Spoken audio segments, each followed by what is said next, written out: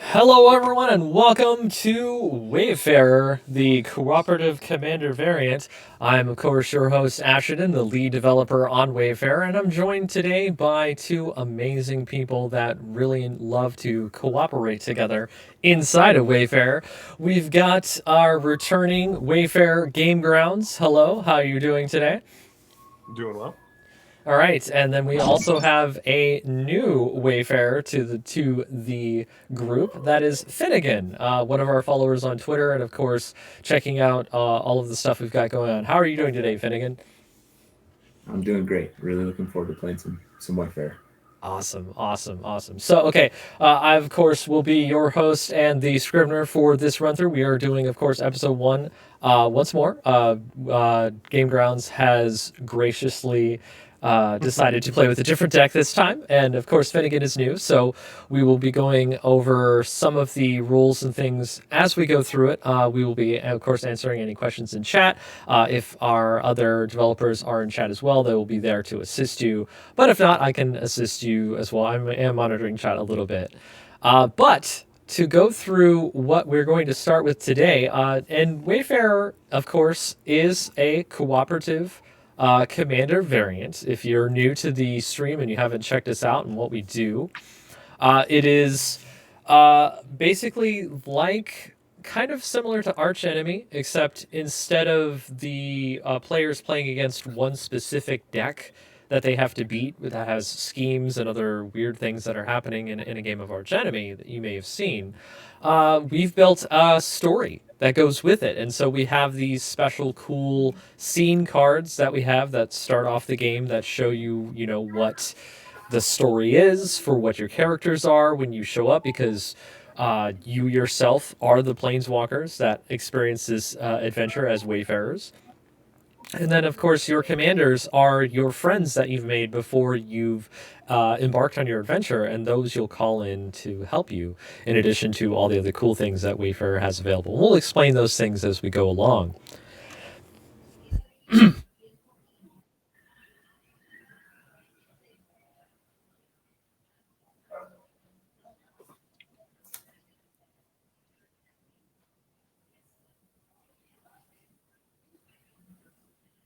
Yeah, we lost you. I was about to say, is it just me or have we lost your audio? I was afraid to jump in because I didn't want to be like, Oh, so, I accidentally muted myself. I apologize. Yes. wasn't sure if it was just one of those moments where chat could hear you and we couldn't, so I didn't want to interrupt or interject if we didn't have to. No. It was one of those things where I was muting myself because I was coughing, and yes. Yes. Going back to the beginning, so we have our Wayfarers here, and Game Grounds, of course, is playing a different deck. So Game Grounds, go ahead and introduce like what deck you're playing, and then tell us about your Spark Emblem, and then we'll go over what Spark Emblems are after you do that. All right. I am playing Lateral Blade of Elves. Honestly, I have no idea what this thing does. It does elves, which I like. It deals damage with elves, which I like. And it has an alternate win con other than just damage, like straight command, like attacking damage, which I like. So it does three things that I enjoy. So I figured, why not? And the emblem that I'm using is the right emblem, and the right emblem does during my pre-combat, I mill one card, and then during end step, I create the ritualist, and the ritualist has a fun little ability where every member of our party can exile a creature from their graveyard to create a zombie. Interesting. Yes. So, he just explained their Spark Emblems, and Spark Emblems. If you're new to the stream and you haven't watched anything for Wayfarer, or even looked at the Wayfarer documentation, which you can look at mtgwayfarer.medium.com. You can go take a look at all the things, all the articles we put up about it, or you can go to our Reddit as well. We have that at r/mtg Wayfarer. But Spark Emblems are essentially the special abilities we give to our players when they play against the Scrivener, the people that the Scrivener, of course, the one telling the story and giving them the obstacles they have to go through. And the Spark Emblems give them specific powers where they might have special abilities that go off at certain times.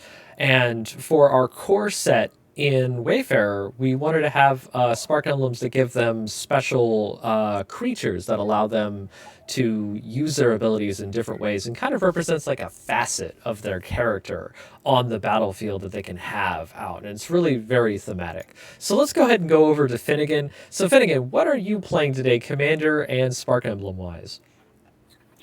Today I am playing Osgir the Reconstructor, Boros commander that does some non-traditional Boros things, or I guess it's in this case Lorehold.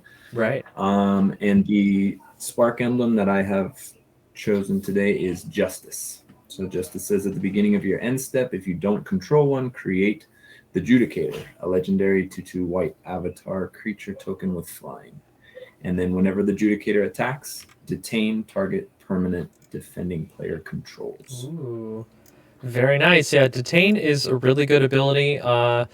Detain, if you don't know what it does, if you're still kind of new to Magic, it makes it so that the target permanent cannot attack, block, or tap to activate its abilities. So you can do that to many different things. So Finnegan's view is a little bit blurry, so I'll go ahead and show you what Justice looks like on my screen. And that's what the emblem looks like. Finnegan, of course, has printed his out, which is pretty cool. I do think that's really neat. And then, of course, the Judicator token that we created is, just like all the rest of them, they are avatars. And this one is a flying 2/2 token that will do its Justice ability when it attacks, where it will detain the permanent. Cool. All right, so going back to my scrivener setup over here, one of the biggest things that we've changed with playing a cooperative variant like this in Commander is, of course, having the scene cards. And the scene cards typically are part of the scenes deck, which means that they're usually face down before the game even starts. I do believe both you and Finnegan have your hands, right? Actually. Yep. Ah, Yeah, sure. We do, totally. Okay, that's Yep. totally fine. So this is a good way to explain how the turn setup goes for people that haven't actually checked out Wayfarer, which is the Wayfarers go first, and they all take their turns together. So they'll untap, upkeep, draw. They'll take their main phase together. They'll continue as normal, but do everything together however they want to. So, you know, they play lands, and then they'll decide to attack together, then they'll go to end step together, and what have you. Then it goes back over to the Scrivener's turn, and when that happens, I'll explain everything as we get to it. But at the start of the game, the scene deck is available. I will go over what the scene card is, so let me go ahead and put that up on screen. So if you can see at the top right, that's the name of the scene. The beacons guide you. At the top left, there's a little button that says Tier 1. That lets everybody else in the game know that we are on a Tier 1 version of the episodes that we have. So that lets you know the difficulty of it, what spark emblems they should be using. If you look at Finnegan's side, he's got Justice that is also Tier 1. It has its own little dot on it. So that way they match. So that way you know for sure which level of difficulty you're playing and which episode you typically should be on. If you look at the whole block of text right there, that's all the game rules text. That's mostly for me, but typically we'll have how you progress through the scenes on it. So if I were to go ahead and to read this to my Wayfarers, when this scene opens, create 3 artifact or beacon artifact tokens with twice X light counters on them each, where X is the number of Wayfarers. So for these Wayfarers here, that would be 4. Yep. And then secretly choose one, meaning that I get to choose one of these to be the special one. And then if damage would be dealt to you, that source's controller, so, say if GameGrounds dealt some damage to me, they can decide to remove that many counters from a beacon that I have. And if it was the chosen beacon that I chose, then they would remove an additional counter from it. So it's kind of like an extra way to tell, like you're knocking on something to get an extra sound, like, oh, wait, this one doesn't sound right. Like this one's the illusion, or this one sounds like it's the correct one. That's kind of what we did there. And then we have, when a beacon has no light counters on it, sacrifice it. So when they remove all those counters, that beacon goes away. And then whenever a beacon leaves the battlefield, ready the next scene. So I'll go to the next scene if it's the one I chose. And then otherwise they loot the spoils. And when we get to that, we will go ahead and talk about what that does. And then when the scene closes, when that scene gets flipped over and removed from the command zone, sacrifice all the beacons so that way they're just not in the way anymore. And then we also have some cool stuff on here like flavor text for the scene. For example, the story that we have for our Wayfarers are they've decided to show up to Arcavios, which is the plane that Strixhaven, the School of Mages, is on. And Casmina has asked them to come assist them for something strange going on at the school. And so one of the ways that you want to get to Strixhaven is to make sure to take the beacons there, because if you just show up at the school, it kind of disrupts everything with the students. And on the scene, it says, Casmina told you to use the beacons to find your way to Strixhaven, but they are shrouded in illusion. So that is the reason why there's so many extra beacons up on the battlefield. And then there has a little extra box on here for adjust life. This is mainly for the scrivener. It lets me know how much life total I should start off the entire episode with. And you can see right there, it says starting 20.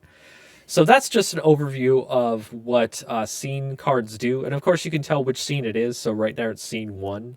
And typically, an episode will have 4 scenes in it. All right. So if I zoom out here and I scroll over, you can see that I already have the beacons over here. Oh, got to change them up to be 4. I typically have it set up for single player. Oh, come on. All right.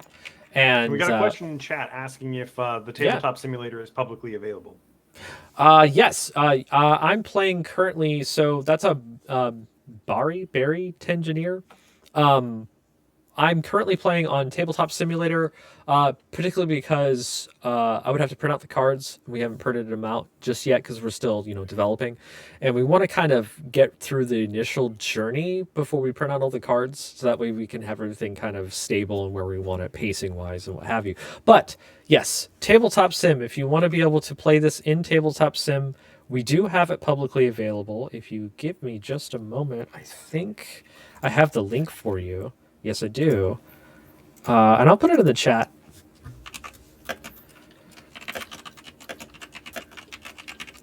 So if you want to take a look at it, there's the link right there. It is the official mod, so we keep that one updated. It's exactly as you see what's going on here. We have a whole full table. I'll zoom out to show you everything. That shows my Scrivener side of the board, which I don't need to show you the Wayfarer sides, which are up at the top here. So I'll zoom in back in. It has a bunch of different features on this table too for this mod. I'll just go over kind of briefly. It gives you all the different commander decks that you can want to choose to test out Wayfarer. Plus, it has all the different spark emblems that you can choose to test those out. And of course, all the different cards you'll need for the different scene decks. And we'll go over that stuff as we go through that as well. So, if we're going to go ahead and start off here, I'll leave my screen up with the 3 beacons because that's all you really need to see from me at this point. I don't have any cards on the battlefield. But go ahead and take your turns, and then we'll get to my turn and we can explain things. All right. Go ahead and draw. And I ain't got anything, or rather, I don't have anything too exciting. I'm just going to be playing a Jungle Hollow tapped. Then again, what will you be doing? I'm going to play a Myriad Landscape tapped. Ooh, very nice. All right. Also, All right. And will that be the end of your turns, Wayfarers?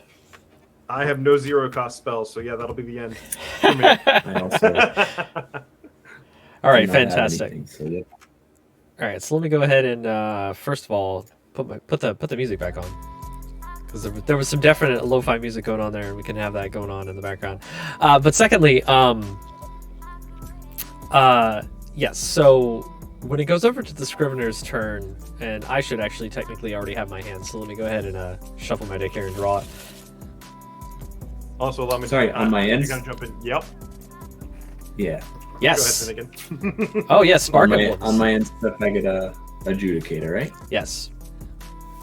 So yeah, so for these Scriveners, for these Wayfarers, they have their emblems, which typically trigger at their end step to give them their special avatar token.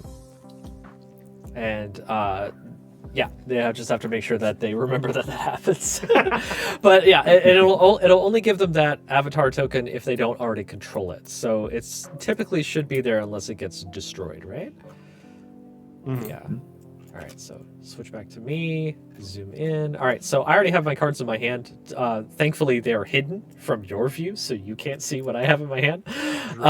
But we have the three beacons. I actually should move these back because they're not creatures. They're just artifacts.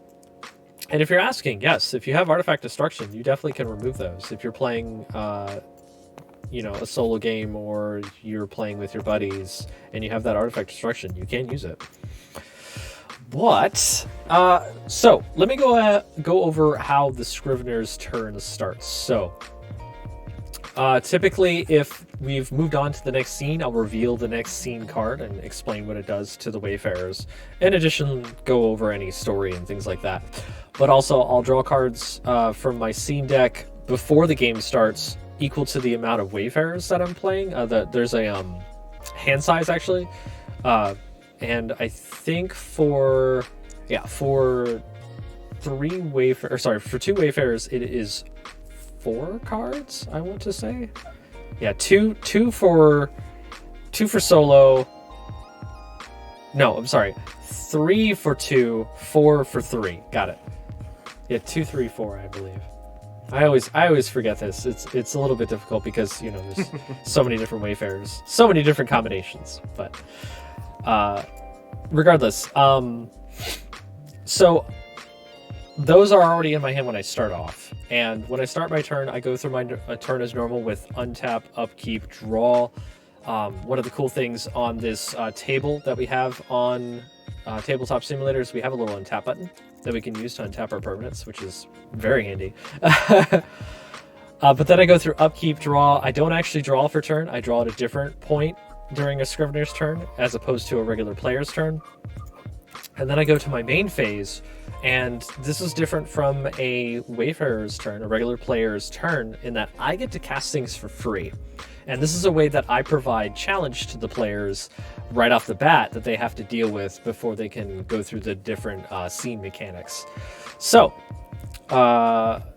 with 2 Wayfarers, I get to play 2 spells for free, and it's always equal to the amount of Wayfarers. So if it was solo, the Scrivener gets to only play 1 spell. If it's 3 Wayfarers, they get to play 3 spells.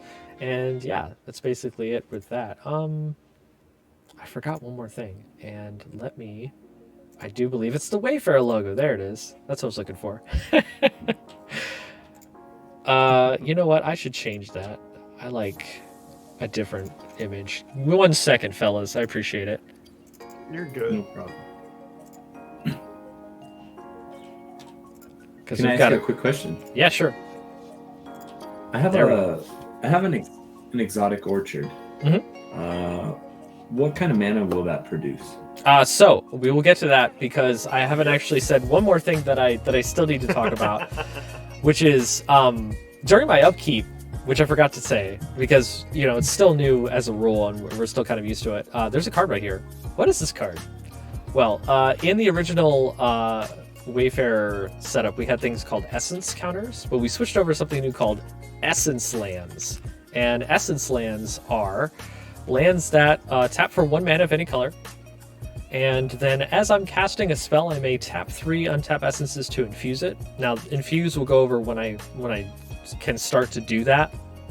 And it's a special ability that lets me power up my cards and things like that. So we'll go over that when that happens. But for right now, I have a land that taps for 1 mana of any color. And if you have Exotic Orchard, your Exotic Orchard also taps for any mana as well. Any color. Very nice. Yeah. So so upkeep, I get one of those. That allows me to cast spells in addition to the free ones, or pay for costs. It's just for a way for us to get through things like Ghostly Prison or other taxes that players might try to put on the Scrivener, huh? Okay, so back to casting spells free for turn. I cast 2 spells for free up against these Wayfarers here. They are trudging through the wilderness trying to get to these beacons and figure out which ones are the real ones. And I think... yeah, so my first card this turn, I'm going to go ahead and cast a Spirit Summoning. And all these cards are cast at the same time, and then they resolve in the order I choose. So my first spell will be Spirit Summoning, and then my second spell will be a viewer favorite, Thibblethip the Lost. Oh, look at that cutie. Which is really good and draws me a card, and it's definitely something I want to play. And it's, you know, he's kind of a good blocker too. I think that's great. So I'm gonna go ahead and cast these two. So I'll put Fibblethip out, and I'll go ahead and get my spirit token, which I do believe I have down here. Where are you, spirit token? I see. That's the player spirit token. Where are you? Oh, I love the 3D effect there when it landed.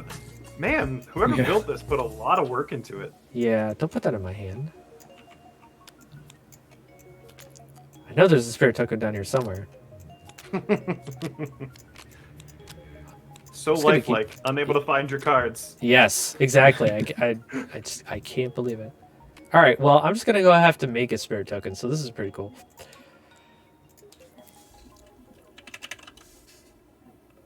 Let's see if we get this to work. Is that not gonna work? No. Okay, that's fine. Oh, I thought we were gonna get to see something new. Yeah, me too. No, I guess what I could do is I could do spirit summoning and it'll give me the token. Yeah, we're doing a card search thing that's inside of our mod that allows us to do stuff. Come on.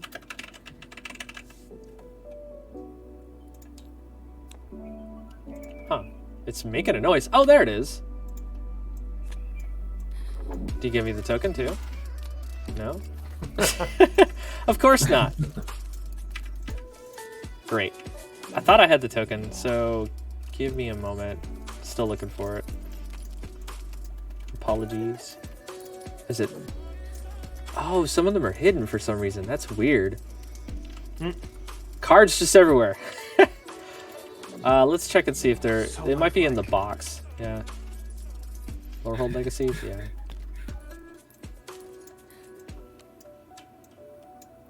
Here we go. No. No tokens. We'll just never have the tokens we need. I mean, you can just leave the spell down there. We'll remember what it is. Right. That's usually what I do whenever I'm playing a game and I don't have the tokens available. If it's a sorcery like that creates one, I'll leave that sorcery on the battlefield for now. Yeah. That just kind of bothers me. It's like I should have the token. What's going on? I don't get it. All right. Yeah, I'll just leave it there because it'll be the 3/2. I can change things on this too. Inside the mod, I can add +1/+1 counters. Right, I can make it the correct power and toughness. So there, it's on the card. There you go. See, it's on the card. It's a There you 3/2. go. Yeah. All right, we did it. Great. Okay, yeah, so I cast these cards for free. Then I move on to being able to cast things for mana if I have them, which I only have one, as you can see here. So I looking at my hand, don't really think I can cast anything from my hand that I want to anyway. So I'm going to go ahead and go on to the second main phase, because I can't attack, I don't have haste, and I have nothing there. Oh, right, with Fibblethip, I'm supposed to draw a card, so let me go ahead and do that. Oh, interesting. Definitely a card I can't play yet, so that's it for me. And then I'll go to my end step. This is where I would draw, as opposed to my draw step. So if I had less than 4 cards, I would draw up to 4. So I have 3, so I will draw 1 more card to go up to 4. All right. Okay, and then now I'm at my max hand size, or at least I draw up to my base hand size, and then I'll pass it back over to the Wayfarers. Go ahead and start your turn. All right. Untap. Keep draw. Tap and draw. I sadly don't have anything too exciting. I'm going to tap this for 1 mana, do absolutely nothing with that mana, play a Golgari Rot Farm, and then bounce back to my hand. This sounds familiar. This happened before. I'm going to play a Darksteel Citadel. I'm going to tap it for 2 to play an Arcane Signet. And I'm going to tap that Arcane Signet for 1 to play Dispeller's Capsule. Ooh, very nice. Dispeller's Capsule should be Nice. very fun to use against these beacons here. Yeah. I'll show that up on stream real quick just to see people what it can do. Did you want to attack with your creature? It does have flying. You guys got yeah, combat I yet? would. I'm ready to go to combat if you're willing to. I'm ready. I mean, the ritualist is a 1/1. I got a mill one. So I have a 1/1 ritualist. I can either send it to the death against that 3/2 or hope he blocks with Fibblethip, which I don't think is going to happen. So I'm not attacking. Right. Yeah, but I can attack with the flyer. Okay. Yes, please do. All right. I attack with the flyer. Okay. Which permanent did you want to detain? You can detain my land or my 2 creatures. I think we'll detain the spirit. The spirit? Okay, so spirit has been detained. I can draw a nice little zone there if you give me just a second. I have some cool tools that let me do that. Whoa, made everything bigger. That's crazy. Draw box. Boom, it's in the detain zone. Look at that. How about that? So it can attack, block, or use its abilities, so it's definitely not doing anything. And you're doing 2 damage in the air, so if you want to, you can do 2 damage to me. The scrivener starts off at 20, of course, but you can also deal damage to these beacons if you want to. And you get to choose, of course, which one you want to hit. Yeah. Let's damage a beacon. Let's go for the one in the middle. Go for the one in the middle. All right. Okay, so you will do 2 damage to that beacon. Oh, that's not the right one. Dang it. Yeah, so savvy players that looked at the scene earlier will remember that if you deal damage to the chosen beacon, he would remove an additional counter from it. And I only removed 2 instead of possibly a 3. So, yeah, it's not the middle one. All right, awesome. Well, then I think we're passing, right? Yeah, that's it for me. All right, yes, because you're just getting that mana. Just getting that mana. You got. That's all I can do. Trundling through the countryside, you got to pick up that mana along the way, right? This has to happen. And anytime you go to a new plane, you got to pick up that mana. I mean, Oh yeah. This is how you got to do it. the things. All right, so I'll go ahead and start my turn then. Of course, I remember I don't draw, but during my upkeep, I'll go ahead and get another essence land. So we'll go ahead and clone that one up here. So now we've got 2. That can allow us to cast some more spells too if we want to. But since our spirit summoning friendo is stuck in the detain zone, we only have Fibblethip the Lost to protect our goods. So I guess we're going to have to cast some more things to protect us. So I'm going to go ahead and start off with Springmane Servant as the card I want to cast this turn, in addition to Beacon Tech right here. Oh no. Yeah. So Beacon Tech is a new card, but let me go ahead and go over Springmane Servant really fast. It is, of course, a 3/2 for 2 and a green. And when it enters the battlefield, I gain 2 life. So I will go ahead and gain that 2 life. Go up to 22. And, it's just a nice body I can block with. But then Beacon Tech is new, if you've never read our Wayfarer stuff. And it's a red and a white for a 2/2 creature, human artificer. Has vigilance. When counters are removed from a beacon I control, it deals that much damage to any target, so it gets mad and shoots stuff. And then you can tap it to put a light counter on a beacon I control, so we can get those light counters back on and delay the scene from progressing. And then if it's infused, put another light counter on another target beacon I control. So we can just keep making those beacons getting stronger and stronger over time. And then as long as it's infused, it gets +3/+3. And we'll go over infusion once I get 3 essence lands when that happens. So it's not a big deal right now. All right, so those are the 2 cards I'm going to cast. If you have no responses to that, I'm sure nobody's probably running free counter spells or something. Nope. So not in my green-black deck. Right. Yeah, not in Boros. Right. Okay. So we've got Fibblethip. He's way too scared to get attacked, so he's just going to hang back here. And we've got our beacons that have these counters on it. So I'll just go ahead and go to end step. I've only got 2 cards in my hand. I'll go ahead and draw up. And I'll pass it over to you, Wayfarers. All right, on your end step, I'm going to activate my Ritualist. Both of us can choose to exile a card from our graveyard, a creature card from our graveyard. If we do, we can create a Zambi. I'm going to go ahead and exile Shaman to the pack and create a 2/2 zombie. Nice. I love these special tokens that you made for it. Thanks. It's more of a skeleton, but Right. it's the best I can do for now. All right, so to us then. Yep, it is your turn. So we untap. All right. Draw. Then I'm going to go ahead and play a command tower, tap 3 mana, and go get more mana with Farhaven Elf.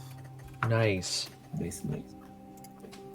I'm going to play Mountain and ask my fellow Wayfarer, what do you think? Should I Dispeller's Capsule and just get rid of a beacon immediately, or should I cast Oscar? What do you think is the best move? Well, we know it's not the middle one. That beacon tech Right. gets scarier the longer it's around. Right. I will be able to That's awesome. infuse next turn, so also think about that. Yeah, I'm trying to Maybe think better here, to 'cause blow it up, huh? I'm thinking I'm leaning towards the blowing it up here. Yeah. But I'm 'Cause we leaning can towards blow it blowing up. it up. I'm honestly leaning towards blowing it up in your second main, because we know the second one is not the correct one. And I don't know if he's gone over this, but if we destroy the wrong one, we get a treasure, kind of. We get a reward for that. Right. So we might want to have you go ahead and hit that middle one so that we can destroy it first, get that treasure, and then risk a 50-50 blowing up something else. Right. But This- the objective is to hit the real one, right? That is the objective, yes. To progress the scene, Because correct. Because the other thing we could do is attack a different one. Mm-hmm. If you want to get some to spoils. identify which is, because if I attack it, hit it for 2, and we only remove 2 counters, then we know that that's not the real one. So then by process of elimination, we know which one it is, and then I can blow up the real one, right? Yeah, we can go that route too. I was just trying to figure out what way might generate a little bit of value along the way. I also have a zombie that I can throw in there as well if we want to go that way. But if you just want to throw in with your Judicar, kind of do 50-50 and then blow up whichever one it is, we can go that route. That gets the story moving forward, and also probably does the least amount of damage with that beacon assistant. Right. Okay. So then I'm gonna attack with the Judicator Okay. on the beacon on the left. Okay. So first things first. What are you going to put into the detained zone? Because the spirit is also not detained anymore. I suppose the beacon tech, right? You want to put the beacon that's tech in there? probably best. All right. Beacon goes into the detained zone. Cannot use its abilities. Triggers, I think, still go off. It can't activate its abilities. Okay, so you are attacking what? This beacon right here? Yeah. Beacon on the left? All right. So you will attack that beacon for 2. And it only goes down by 2, unfortunately. Okay, so we know that the far right one is the correct one now. So should I blow it up? So one of the things you can do, of course, is get spoils if you want to blow up one of the other beacons first. So it's entirely up to you if you want to loot the spoils, and once that happens, I can show you like all the cool things about that and stuff like that. But it is beneficial. It's entirely up to you, though. If you feel like what is currently going on in front of you is able to be managed by you and your Wayfarer group.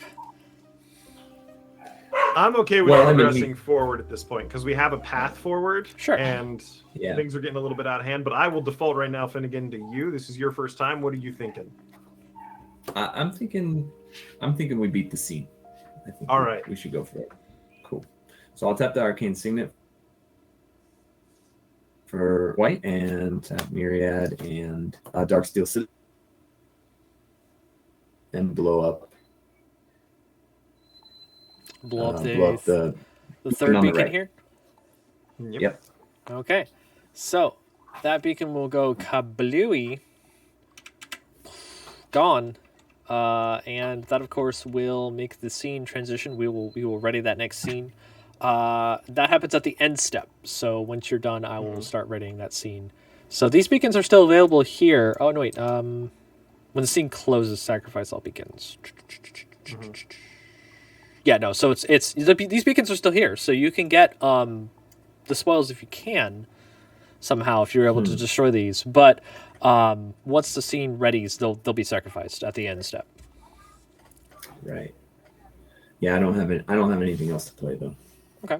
All right, and I just, for everybody watching, probably just randomly saw me put something in my graveyard. I missed my right trigger again. This is the first time I've ever played with it, so do forgive me. Before combat, I'm supposed to mill one, so I wanted to get that in my yard real quick. Thanks, Ray Murlock, for following us. All right, but Hey, I'm Ray. good. That's all I have. That's good. You guys are all done. Mm-hmm. All right. Yep. So, end step, the ready scene triggers. So first things first, scene closes. Put that on top because the next card's just underneath. My hand goes back into the scene deck. So, because every time I switch to different scenes as a scrivener, I play with different decks, and that actually changes the theme of what's going on in each scene because things are different, and you're progressing through an actual story. So, playing with the same cards over and over doesn't seem exactly right. So these beacons, of course, also get destroyed, and they're gone. And of course, the scene deck is gone, so they don't get any loot from it. The scene's gone. So we'll go ahead and go on to the next scene. So, explaining the story, before I show off the next scene, you've decided to blow up the beacons, and you found the correct one. But unfortunately, destroying the beacon to figure out which one it was, using your magic on it, has had some consequences, which is there's a bunch of magic in these beacons that require a home to allow people to continue on through the countryside. And now that you've gotten rid of the beacon, the magic itself has unfortunately decided to go into you. And that is what we have here as the next scene is shown as you guide the beacons. So, beginning this, starting off with the flavor text, I'll just go ahead and read. It's the basic summary of what I said, which was, with the real beacon destroyed, the flames had nowhere to go to contain their power except into you. So you're on fire now. So, what does that mean exactly for the Wayfarers? When this scene opens, put a flame counter on each Wayfarer. So you guys all each have a singular flame counter. It's similar to an experience counter. It's just on the player. So if you're used to that sort of counters that people can have, like poison counters, it's a similar concept. At the beginning of your end step, that'd be my end step, this scene deals damage to each Wayfarer equal to the number of flame counters on them. So at this moment would be 1. And then they get an additional flame counter for each Wayfarer dealt damage. If they have less than 3. So they'll always go up to 3 flame counters, and if they have 0 flame counters, they won't get it back unless there's other cards that can put flame counters on people. And then whenever a source a Wayfarer controls deals damage to me or causes me to lose life, remove that many flame counters from that Wayfarer. This is how they can get rid of their flames. They gotta, in a weird way of stop, drop, and roll, it's like stop, punch, and deliver on the on the scrivener. So if 3 or more counters are removed this way, so if you play a little bit of a game and you get more flame counters up to 3, you do get to loot the spoils. So there's a kind of risk versus reward thing going on there. And then if there are no flame counters on any Wayfarers, I ready the next scene. We continue on through the journey. And then when the scene closes, remove all flame counters from all Wayfarers. So that way, if there's any sort of weirdness that happens, that somebody still gets a flame counter, we remove all that stuff. So that way there's no, troubles going on from there. So, another thing that's also different with scenes is that you can see that little box. This is adjust life. That difference there is now showing revived and survived. And revived would be if I died from life loss, I would actually come back to life with 25 life. And then survived is if I had life when I went into the next scene, I actually add this amount to my life totals. That way, it boosts my life a bit and makes it a little bit harder for the Wayfarers if they've gotten too strong on the battlefield wise to take me out. So seeing that right there, it says survived plus 10, and I will get an additional 10 life. Nice. So I will go up to 32. Dog is very excited. Nice for you. All right, so we could just go ahead and delete that scene. That's fine. Yeah, so you got the beacons. Everybody's got their flame counters. I see already. Yes, this boy is on fire. Is what I see over there. Yes. That's amazing. All right, and then I get my scene hand from this scene 2 deck here because we're on scene 2 now. Okay. And one of the things that I have to remind people is that the cards that are on the battlefield still stay there. So if you don't deal with things and progress through scenes, you still have to deal with the creatures that are out. So it can become a little bit overwhelming. But if you have some board wipes, if you have some board wipes, you might be able to restart them things and get back in there. So, so we've got the beacon tech still detained, still can't do anything. So the only creatures that can actually attack on my turn are the servants and the Fibbletips. But I do start my turn. Now that the scene has now been flipped over and I have my hand, so I'll go ahead and get on my upkeep a new Essence land. So now I'll have 3. And I'll explain infusing once I get to it, because I'm definitely going to do that this turn. I've got some really interesting cards in my hand too, so... these are some cards that I don't think you've ever seen at all at GameGrounds, because that's just kind of the nature of how it goes. So the cards I want to play this turn, since I play 2 cards a turn, are going to be... let's go ahead and play Volatile Beacon Fire. That will be my first card, and then my second card will be Fear Flame Elemental, and I'm going to go ahead and infuse this one, and I'll go ahead and go over that once I get to that card. So Volatile Beacon Fire is 2 and a red, and it says, if this spell... It's a sorcery. If this spell is infused, each Wayfarer gets a flame counter. And I figure you guys are going to get flame counters at the end of my turn, so I'm not going to infuse this spell. But it deals damage to each creature equal to the number of flame counters their controller has. So I have 0, so it does nothing to me. But you all take at least 1. All your creatures take at least 1. So anything that has 1 toughness dies. And then the flavor text over here says, the beacon flame scorches all those around, including the one containing it. So I'll go ahead and put that into my discard pile, which I do believe is here. And then for our second card, we've got Fear Flame Elemental. This is a 3 red for a 0/4. Let me see if I can't make that a little bit easier to see. There we go. It's got Menace and Myriad on it. So Menace, of course, you have to block with 2 creatures. Myriad means when it attacks somebody, it makes a copy of itself that attacks a different person, different opponent, or a planeswalker. And then it says, as long as it's attacking, Fear Flame Elemental's base power and toughness are each equal to the number of flame counters on defending player. And then whenever it deals combat damage to a player, if it's infused, put a flame counter on that player. So I'm looking at it, and I see that Finnegan only has no creatures to block with, is what I'm looking at. Creatures. And then you've got a zombie, of course, over there, GameGrounds. So, zombie, yes. But that's fine. So I'm going to go ahead and do the infusion here, which is, instead of using my mana to cast things, I can tap them to infuse my spells or my permanents. And doing it this way, if you take a look at Essence on here on sorry, let me zoom in real quick here. Yeah, there we go. If you look at the rules text, it says, as you're casting a spell, you may tap 3 untap essences to infuse it. When you tap these 3 untap essences, it's a sorcery to do that, sorcery speed. Then if you do that, you can infuse the spell, or you can tap these 3 essences to infuse a permanent, and doing so will give benefits on those spells just like you've seen. So that way, if I'd cast the other card with infuse, they would have gotten an additional flame counter. And if you do either, these essences, they don't untap during my next untap step, so they stay kind of frozen. They drained of their power for at least another turn, so I can't use them to cast things. So it slows me down just a little bit, but I get some powerful spells out of it. So if we're going to go ahead and infuse this elemental and go into combat, because we definitely want to put some flame counters on somebody, because that's what it does. We'll go ahead and enter combat. And yes, one more thing that I forgot to say that Essence does.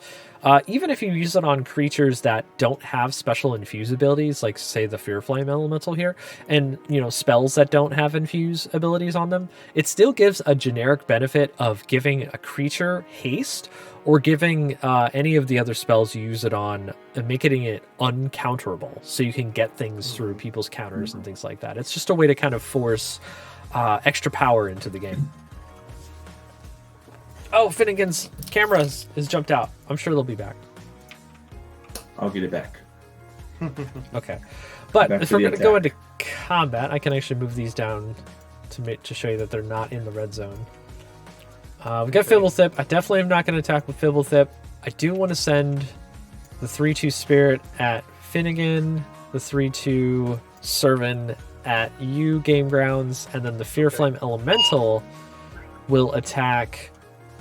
I guess we'll put the actual copy going at Finnegan, and then a myriad clone of itself on you. So there's one coming at you as well. So I'm gonna go ahead and clone that. Yep. So that way there's now 2, and they're 1/1s actually, so you can block them. And They're 1/4s, right? it's just a power M toughness. Okay. Yeah. So they'll become 1/1s, 2/2s, 3/3s, 4/4s if they continue to infuse. Like, you can still get flame counters past 3. It's just that the scene itself won't put any more counters on you past 3. So Yikes. yeah, so what was I gonna say? Yes, blocking. So if you're new to a cooperative format, you actually can block for each other when you do block steps. It's something that they changed with the latest arch enemy that they put out for Nicol Bolas. So that way, if somebody's getting attacked a lot, they can get saved by their friends. Yeah. Sadly, I'm thinking I just, because those things have menace and I only have one creature, I'm thinking I'm just going to trade this zombie, but I'm not sure if I'm going to trade it with the spirit or with the elk.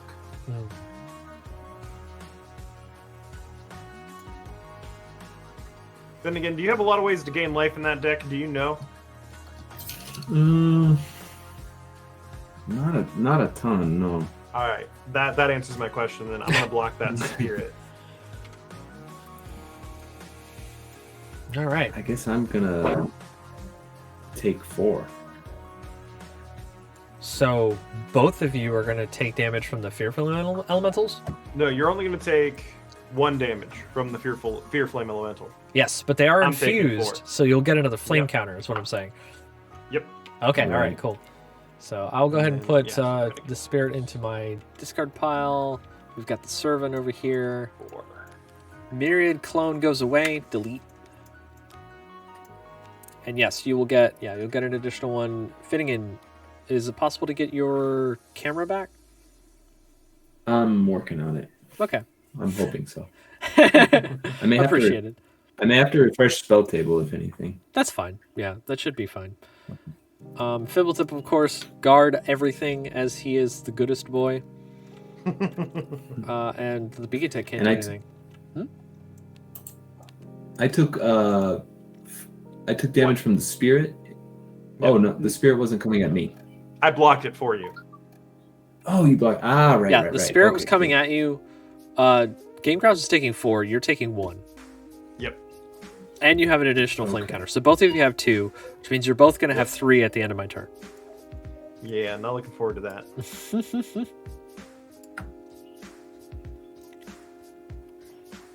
Let me confirm something really quick here. Confirm away. Good scrivener. Yeah, I think I I'm need ever to so refresh fearful spell without my table. Trampoly boy. Sure, go but ahead. This is going to be a very different story than last time. Yeah, it's definitely a lot different already from the last time you played. Yeah. For sure. I mean, having a 9/9 on turn 2 makes a difference. It does. That was pretty strong. Yeah. Really strong. Absolutely. Actually, no, I'm supposed to draw up to 3 for 2 Wayfarers. I've been doing that a bit wrong. But that's fine. I could just get rid of a card. I wanted to make sure on that, because that's the thing that I'm always just kind of about. So I'll just make sure to draw 1 more card at the end of my turn. I've got 2 in my hand.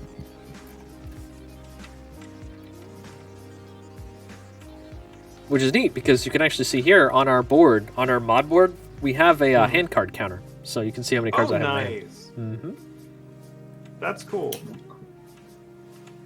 I'll give you a good. The person who's built this has put a ton of work into it. It looks spectacular. I'm amazed.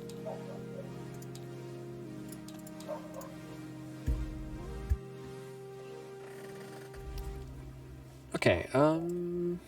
Well. Yeah, as of right now, we're in a very different position than we were last time. Last time, I felt very comfortable. I was already without flame counters. right, yeah. You were playing with Coach J-Ro, right? So yeah, I had J-Ro, and he was pumping my Baylot. that I have to admit was something I was not preparing for, which was that extra damage. That was kind of wild. Definitely. Yeah. So if that's gonna be it for me. Yeah, because I did my attacks, I did everything else there. I'm just going to go ahead and draw a card for end of turn up to my three hand size, and then it'll be back to you.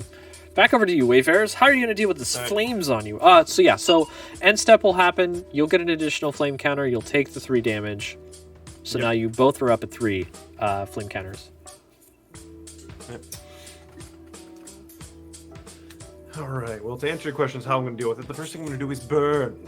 Very painfully. I hope to do something else, but right now I feel like all I can do. I will slowly take my turn while we wait for Finnegan. I will do a very slow untap. It's saying stream error, camera audio permissions denied. Weird. I don't know why. Do a lengthy draw. Yeah. It doesn't count. I'm going to try and refresh spell table again. Sure. Yep. And then I will do the greatest thing, and that's go into the tank and wait. Pull a Carvalho, you know? I don't have the yellow hat though. Or no, that's Nassif. That's Nassif. Right. Nassif is the tank man with the yellow hat.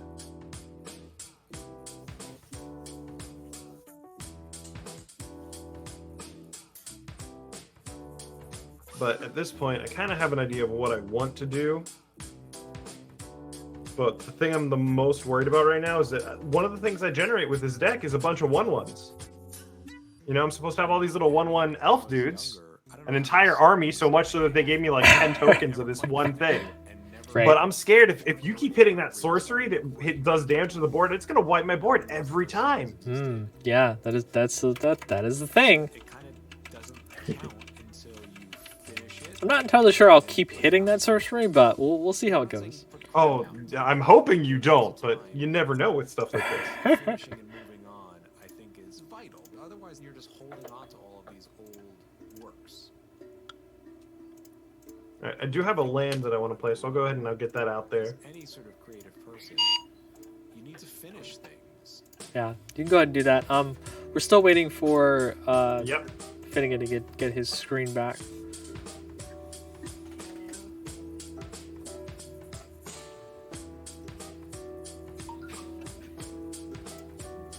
Well, we appreciate everybody, the patience of all the people in the chat and everybody that's come to watch our stream as well. We're keeping trying to get those weekly streams going. Especially with the development of Wayfarer, we're getting close to finishing episode 3, and that will be out once we get all the renders up and stuff like that.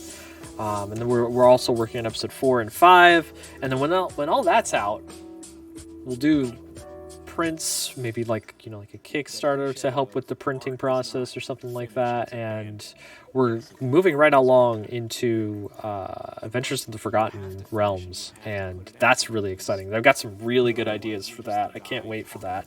We're really excited about that. This is the perfect time to release this because you have a literal D&D set in the D&D inspired co-op. Did you plan that, or was that just fortuitous? That was actually one of the impetuses to get this going, was knowing that was coming out soon and having something available that was similar to D&D, but it's being played with magic, right? Mm-hmm. Yeah. So it was definitely part of the consideration for creating the format.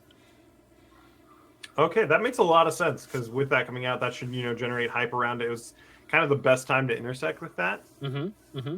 Yeah, one of the things that we hoped I mean, we still kind of hope is that, like as we get closer to D&D and we're having the stream available and people are kind of looking for that sort of experience on the Magic category on Twitch, they come look at it and they're like, oh, look, this person's playing like this weird D&D thing, and maybe people will be excited for it. But and we've gotten a lot of people talking to us on social media about, like how they're really kind of curious to see how it intersects. So we can't wait to deliver on that. He's back. We can see him. Yeah. I'm back. So you have your 3 flame counters. You all. I took 3 also, right? You take Yes, 2. 3 damage. No, you take 2, then you go up to 3. Oh. Yeah, because you always take how much you have, and then you go up by 1.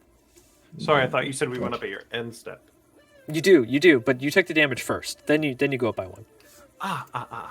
Yes. So you took 2, not 3. Got it. And it is, of course, still your turn. I have. Yep. Hopefully my board is visible and viewable. If you need me to zoom in on anything, I can. I can always hit that Alt so you can see what I've got. Yep.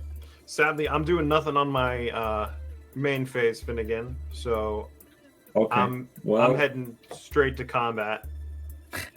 Which all right. means Well, I'm before you milling one. Yeah. Sorry. sure. Go ahead. I'm gonna play my commander, Osgear the Reconstructor. Definitely. Nice. And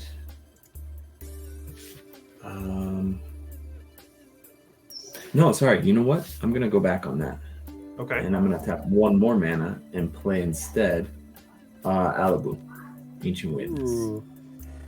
I honestly have no idea what that is. So other artifact creatures I control have haste, and then whenever an artifact creature I control attacks, it deals X damage to any target. Ooh, nice.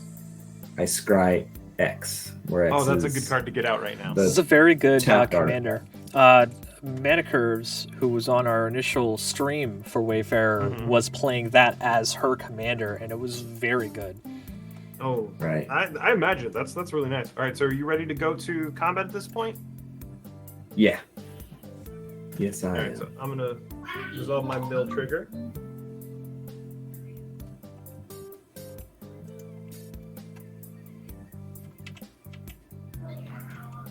Yeah, Alibu looks kind of crazy. All right, so I obviously have no attacks. So I have only the Judicator to attack with.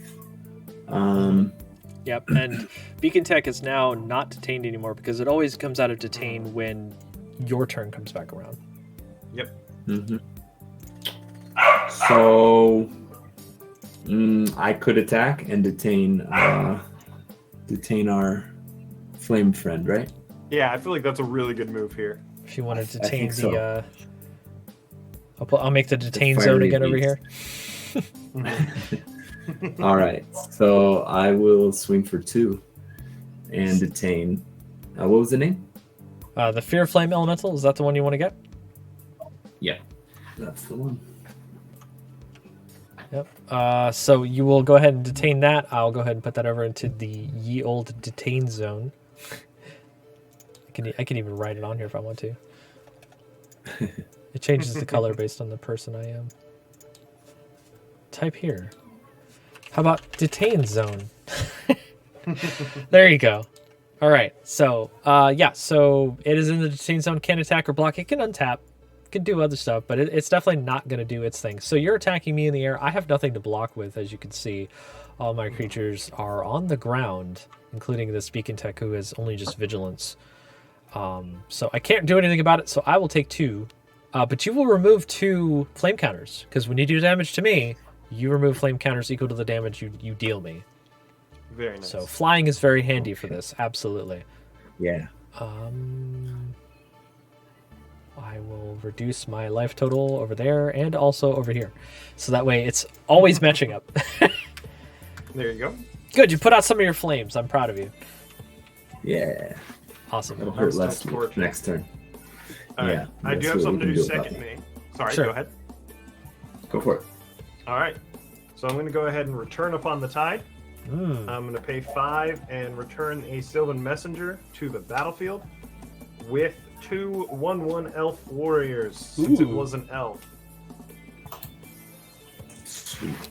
And Oh, that card's pretty cool. Yeah, Return Upon the Tide's really nice. Then Sylvan Messenger says, when it ETBs, reveal the top 4 cards of my library, put all elves revealed this way into my hand, the rest on the bottom. I like the tokens for that. It's pretty cool. Alright, so we revealed a... I've honestly not even looked at these tokens much, and they are pretty awesome. Yeah, I don't think the Scryfall reader can pick that up. If I clicked on it, we'll find out. Doesn't have these yet? I'm not sure it picks up tokens in general, to be honest. Oh, really? Yeah. Fascinating. Alright, so we revealed a Prowess of the Fair, which is a tribal enchantment elf. Ooh. Reveal all elf cards, so that would count. That's a weird one. Then we have a Llanowar tribe, and then we revealed a forest and a Turgrid shadow. So that is, those two are going to go to the bottom, and then this tribal elf enchantment and this elf druid are going to come to my hand. Interesting. Nice. So what's the green creature called? The green creature here? Yeah. Or the one that I revealed? Well, the green creature on the it's messenger or something? Sylvan Messenger. Sylvan Messenger. Okay. I just want to bring it up on the stream on the list to show people that are watching in chat. Sylvan Messenger, trample 2/2, put elf cards. Yeah, that is really weird to get that tribal enchantment. Yeah, right? Bringing your elf friends through the countryside. I appreciate it. I mean, you got to go through because I mean, look at all these things here. You got this scary Fibblethip in your way. Oh, he's He's absolutely terrifying. It's that huge eye, you know? Yeah. All right, but that is it for me. I have nothing else to do. Awesome. Me neither. Okay, cool. So you will reach your end step, and then nothing happens for me. You've got your tokens still out. Did you get your ritualist? I did not get my ritualist. Let me go ahead and get that. It's a good thing. Yes. Yeah. Get your ritualist. All the avatar tokens in Wayfarer, they always come at the end step if they don't own them. So that way we made the trigger able for our Wayfarer friends to remember each other. Like, oh yeah, do you have your end step avatar? No. Do you have your end step avatar? Mm-hmm. Yeah. Okay. And that way they they can remember that happens. So Fearful Elemental still in the detain zone. It is 0/4. So I mean, not that it can't block, but in the future, I could block with it. Maybe. Who knows? So I'll go ahead and start my turn off. I have only 3 cards in hand. I was cheating a little bit earlier in the stream. I apologize. I didn't remember. But it's fine because our Wayfarers are still good at the game. Alive. Yes. For now. Still healthy. Still healthy, yeah. So, to start this off, during my upkeep, my lands will half untap. They won't untap fully until my next turn. But I will go ahead and get a new one. That will be fully untapped, not you. So, but that one I can use to tap 4 mana. So we'll start with that there. That's cool. Let me go ahead and move these over out of the way. All right, and that will untap too. The Servant. I could click the untap button that we have on our board, but it'll untap my lands, and they don't want to untap right now. So, taking a look at what you have on your boards. Let's see. What do I want to cast from my hand? I have some interesting cards here. And I don't remember what some of these do, so I'm going to have to take a look at them. Okay, that's what that does. So yeah, the spells I'm going to cast this turn are Replication Technique. Create a token that's a copy of target permanent I control. And then I can Demonstrate. Okay. Which Demonstrate allows me to copy it, and then somebody else can copy their thing. And I'm not entirely sure I want to do that, because you would get some benefits from that. So, I think I'm just going to go ahead and... Oh, you know what? I forgot to do the Beacon Text damage ability back in Scene 1, but oh well. I'm going to go ahead and copy Springmane Servant. So we'll get a copy of that. I'll gain 2 life. So I will go up 2 there, 2 there. And we're definitely not copying it, so we'll go put that in my graveyard. And then my second spell will be Rising Cinders, which all creatures lose flying until end of turn? Sure. Okay. All right, then. I guess I want to cast that, and that'll go over there, and that does nothing. If it was infused, though, if the spell was infused, I'd create a 4/4 blue-red elemental creature token. But as you can tell, Fair. my lands be tapped, so I can't infuse anything right now. So, all right. So I've got a creature that is in the detain zone. I've got everything that can attack besides the servant here. Vigilance tech do be... Or beacon tech do be vigilance, but Alibu is a 4/4? 4/5. 4/5. 4/5. Wow, that's really strong. Okay then. We have a body. You have several Yeah. bodies on the battlefield. I'm gonna go ahead and go to my end step then. So everybody that does have flame counters on them takes a damage equal to their flame counters, and then puts an additional one on there. If they don't have 3, I know that GameGrounds has 3, so he just keeps his Maxed 3. out. Yeah, but Finnegan will go up to 2, and then it'll be your turn. Go. I will draw 2 cards. Go Alright, back up to untap. 3. Hopefully, I can draw something better. I did draw something better. Draw for turn. All right. I'm gonna go ahead and I'm gonna play Study Hall. Skemfar Elder Hall. And I'm gonna tap 4 to play Oscar. Okay. That still leaves me short. Okay. Oh, I hate this. Okay. I'm just gonna tap all 5 and cast my Llanowar Tribe and my Prowess of the Fair. So both of those cards I got last turn. I'm gonna go ahead and cast those. Oh, look at that. The group of Llanowar elves all together. All right, so Finnegan, if you're ready, I'm ready to go to combat. Sure. And so I was just thinking, if you want to make sure that you get some of those flame counters off, I can pump one of your creatures if they're able to get through. Well, I have a 2/2 with trample here, Okay. so Okay, I so would we're- very much so like that. Yeah. So well, we'll move to combat anyway, right? Mm-hmm. And I think I'll go with Adjudicator and with Alibu. Ooh. All right, I'm just gonna do a full-on swing here, except for with my ritualist, she's gonna stay back. Got 2 elf, 1/1 elf warriors, and 1 Sylvan Messenger 2/2 coming at you. Okay, so So we got a Alibu trigger, right? yep. You've got the detain trigger and the Alibu trigger. So what do you want to do? So currently I only have 1 tapped artifact. So Fibblethip does what when he's targeted? Fibblethip says if it's targeted by a spell, shuffle him into the library. Okay. So I could take out Fibblethip. Seems mean, but but I guess I gotta do it. And then scry 1. Okay, so Fibblethip is dead. Yep. Poor Fibblethip. I'm gonna leave it on top.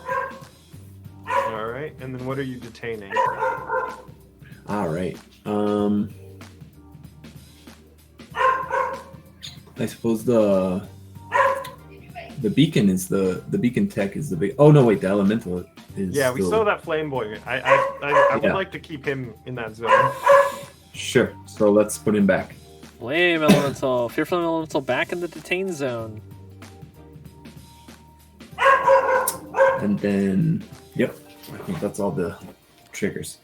All the triggers you got. Okay, cool. So we're gonna go into blocks then. I can't block the 2/2 flyer, so you're definitely gonna remove your flame counters this turn.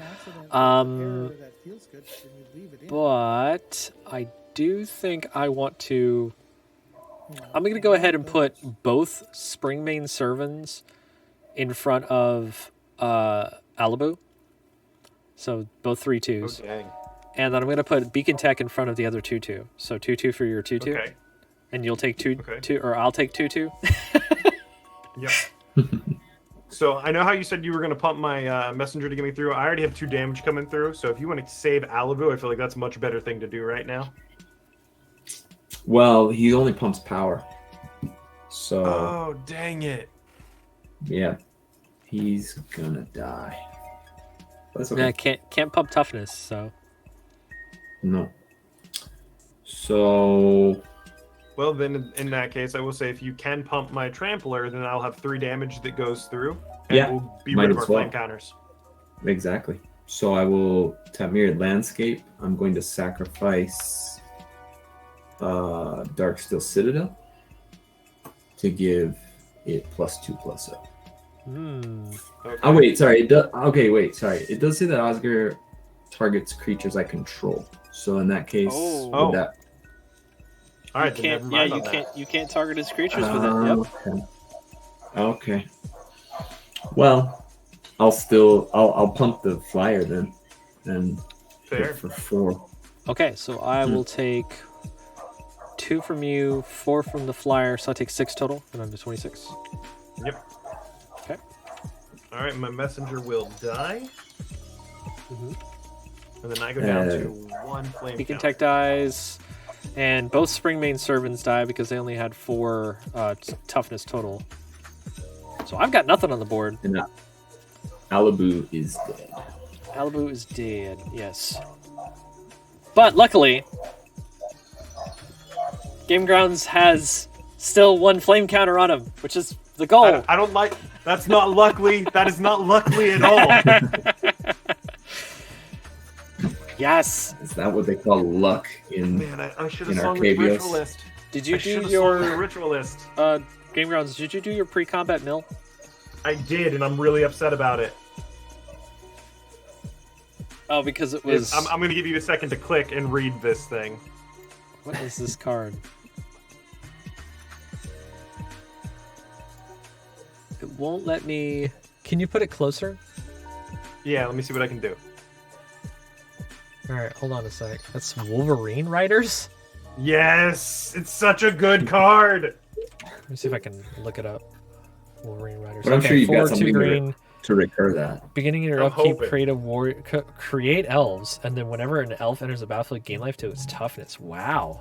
All Beginning right. of each upkeep. Each upkeep. Each upkeep. Wow. So that's like Tender Shoot Dryad, which is what a lot of people like to play in index like this. Wow. But I'm really upset that it's in my yard right now, and I've already used Return Upon the Tide, so I'm hoping I have another recursion spell in here.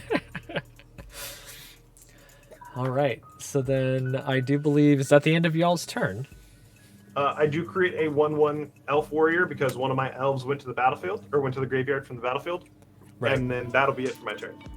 Is that your enchantment that does that? Yes, Okay. Whenever a non-token elf is put into a graveyard. Got it. Cool. correct. Cool. Okay, so then that's gonna be my turn. So I will start my turn by untapping my lands actually. So I click the untap button. Boop. And I will now get yet another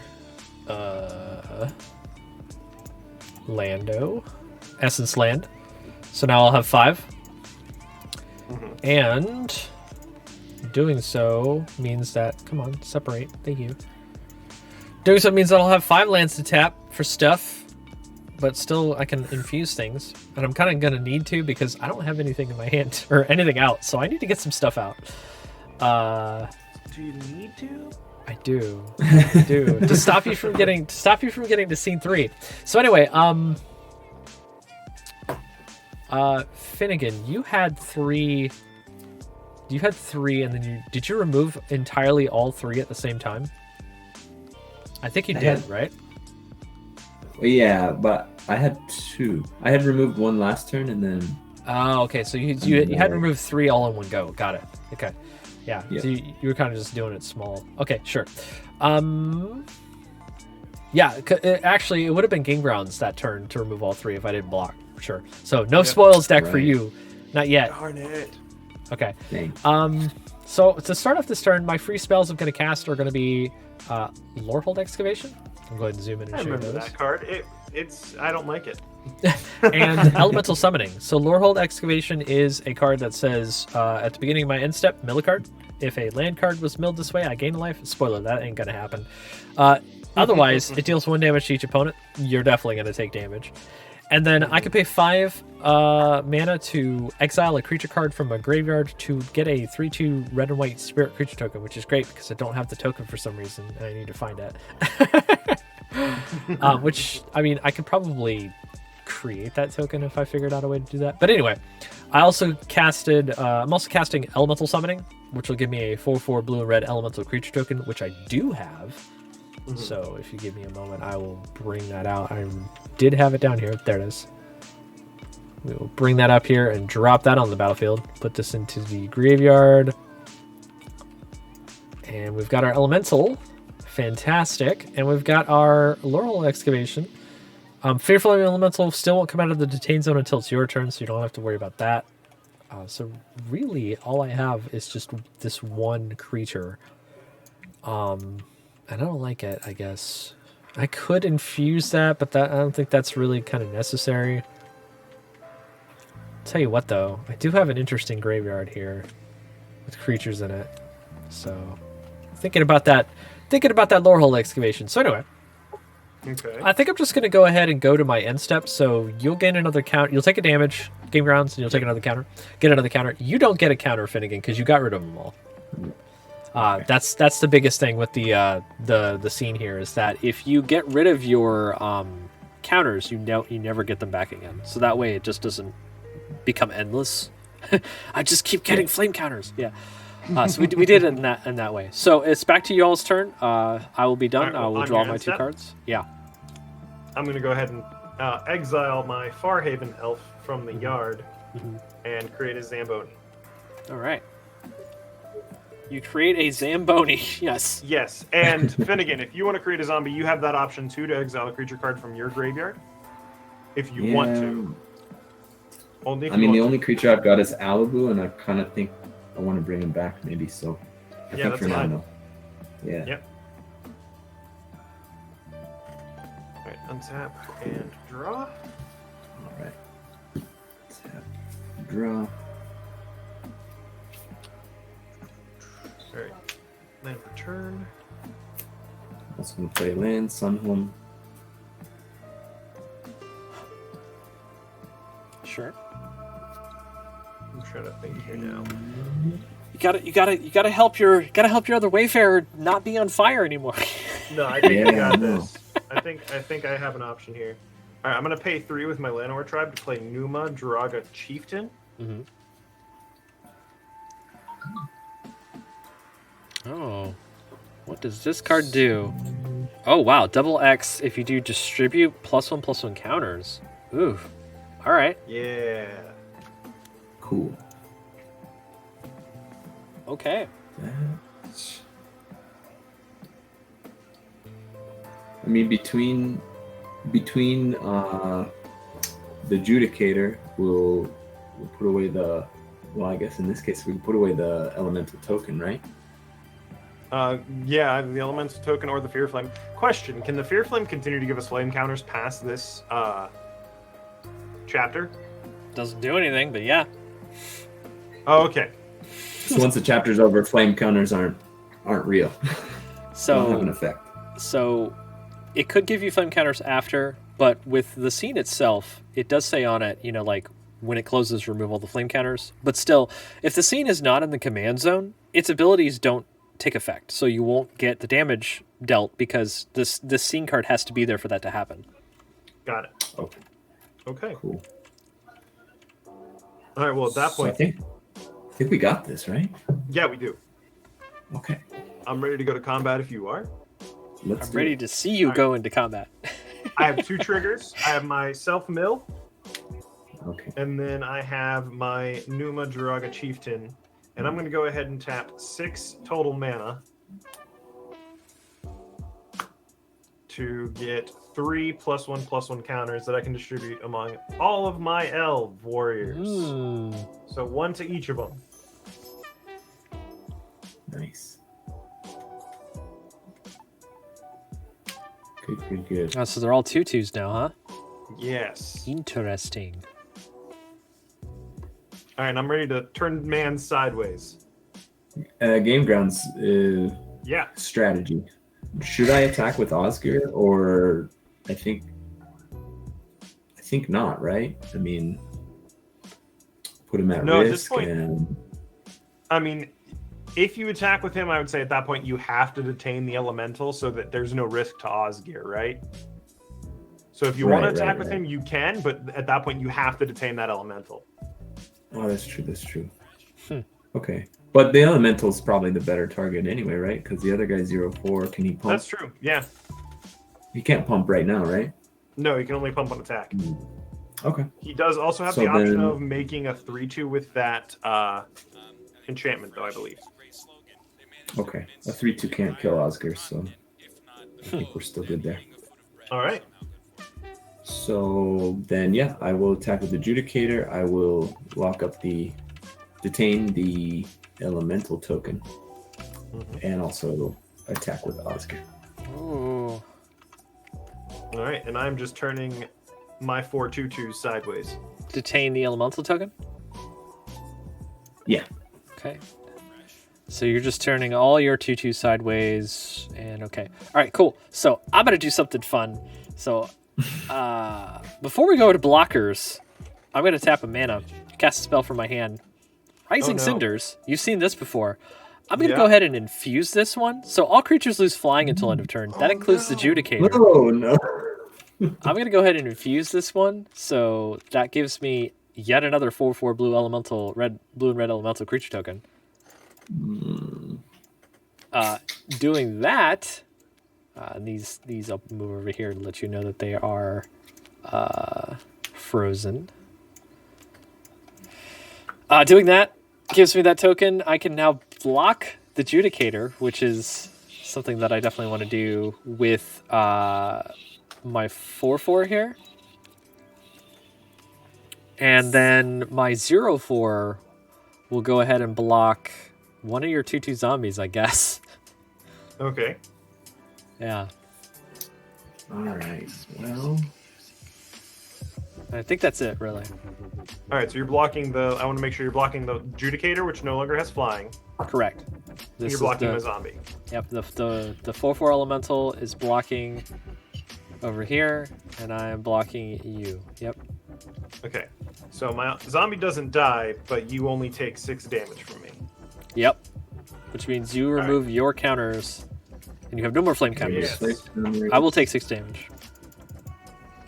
I have an option here, which would be to give the Adjudicator double strike. Ooh. Killing the token, I still Oh. lose the Adjudicator, Well, you'll get the Adjudicator back. and it'll come back at the end of the turn, right? So Yeah. So that's probably that is what I shall do. I'll tap for 5, and I'll give the Adjudicator double strike. Okay. Double strike, so that will die at end of combat, and I typed on this thing for no reason. It's fine. I was just experimenting with it. Yeah, so that elemental token died. Yeah, I have another one, so I can delete this one. Boom, that one's gone. And then you also took 4 damage from Osgear, right? Oscar was attacking too? He was. Yeah. Oh, okay. Yeah, He's sure. I'll vigilant. take another 4 and 16. He is a vigilant boy. hmm Sure. So Adjudicator will die. Yep. No joke. I thought you were just being extremely nice to us by not blocking Osgear. I didn't realize you just didn't realize he was attacking. Yeah, I would have definitely blocked Oscar with my other 4/4, but that's my 4/4, but that's fine. I really wanted to kill the Adjudicator. I gotta get my stuff stop getting detained. So that was my goal there, really. Understandable. Just something I wanted to do. Okay. Does seem sure. annoying. Okay. So that is combat. Combat has happened. Combat has happened. Okay. So second main, I'm gonna pay 0. I'm gonna tap Oscar, and I'm gonna exile Darksteel Citadel and make 2 token copies. Mm. I'm just gonna pay 0 and ramp 2. No big deal. Yeah, you know, You know, normal as you do. normal Boros stuff. Normal Boros stuff. Wait, so you just made 2 copies of Darksteel Citadel? Yup. Yes. That's amazing. Yeah. I'm in for that. That's great. I have nothing to do on my second main, so that's going to be it for me. So I guess, well, let's see. Hold on. I mean, Yeah. should I ramp more? I feel like the answer to that is almost always yes. He's not. Okay. This card isn't going to, I don't know, it's not going to have as much an effect here. Oh, well, I guess, yeah, because now, you are playing lands now, right? Scrivener? Yes. Yeah. I have Okay. You're at lands. 5 Okay, lands now. cool. Yeah, because I was thinking before they weren't lands, right? Before they were just counters. Yep. So They're lands. that makes this card actually valid. So I'm going to tap 2 and a white and play Arcaiomancer's Map.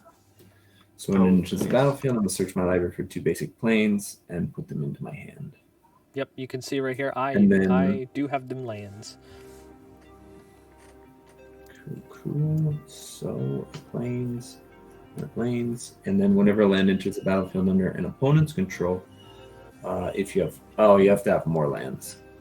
And Yep. I get to put a land. Yeah. So I mean, eventually I will. I don't miss a land drop. It's true. It's true. I've got 1, 2, 3, 4, 5. I've got 7 right now. So this deck ramps hard. All right. So yeah, that's all I've got.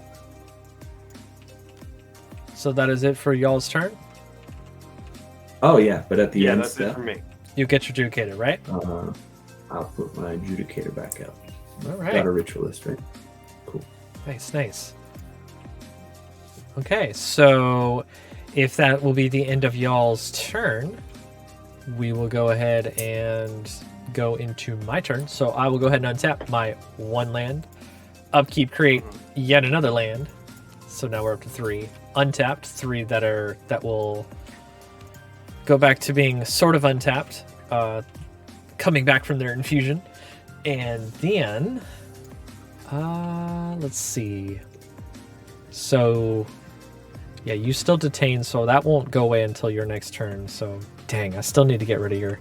Oh, and I forgot to mill, but I'll do that this turn. So I have to remember that I have to do the lore hold mill. So, but anyway, and yeah. Actually, you know what? Let me go ahead and do that before I draw, because I didn't actually... Or no, I played a spell last turn. So let me just go ahead and do that. So I'll mill this card. You take a damage. It's Serpentine Curve. Yep. Each of you take a damage. Lose a life, I guess. No, deals 1 damage. Okay. And then... Oh, man. You've got the Adjudicator to block with over there. The Ritualist, and how big is Numa? Numa is a 2/2. Oh, only a 2/2, huh? All right. Only a 2/2. Only a 2/2. Archaeomancer's Map does its thing. Yeah, so I'm going to go ahead and...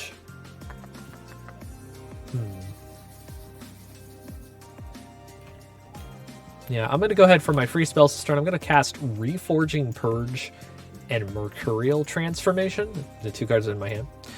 So, Okay. Mercurial Transformation makes a creature either a 1/1 or a 4/4. Base power and toughness. Loses all its abilities. Becomes either a 1/1 or a 4/4. Reforging Purge is a sorcery that says exile target non-land permanent and target non-creature non-land permanent. Then if this spell is infused, choose a non-creature card from among them. Return that card to the battlefield under your control.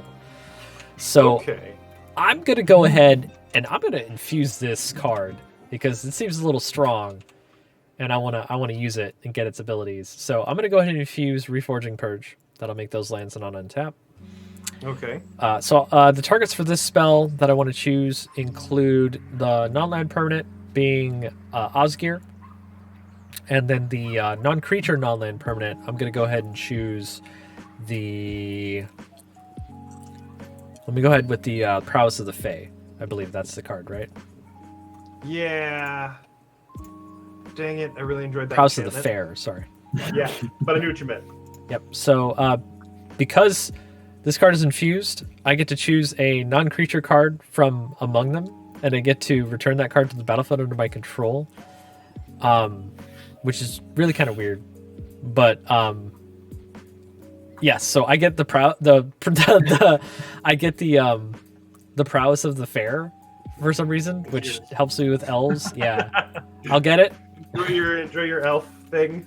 I thought that was going to be way more better than I thought it was, but all right.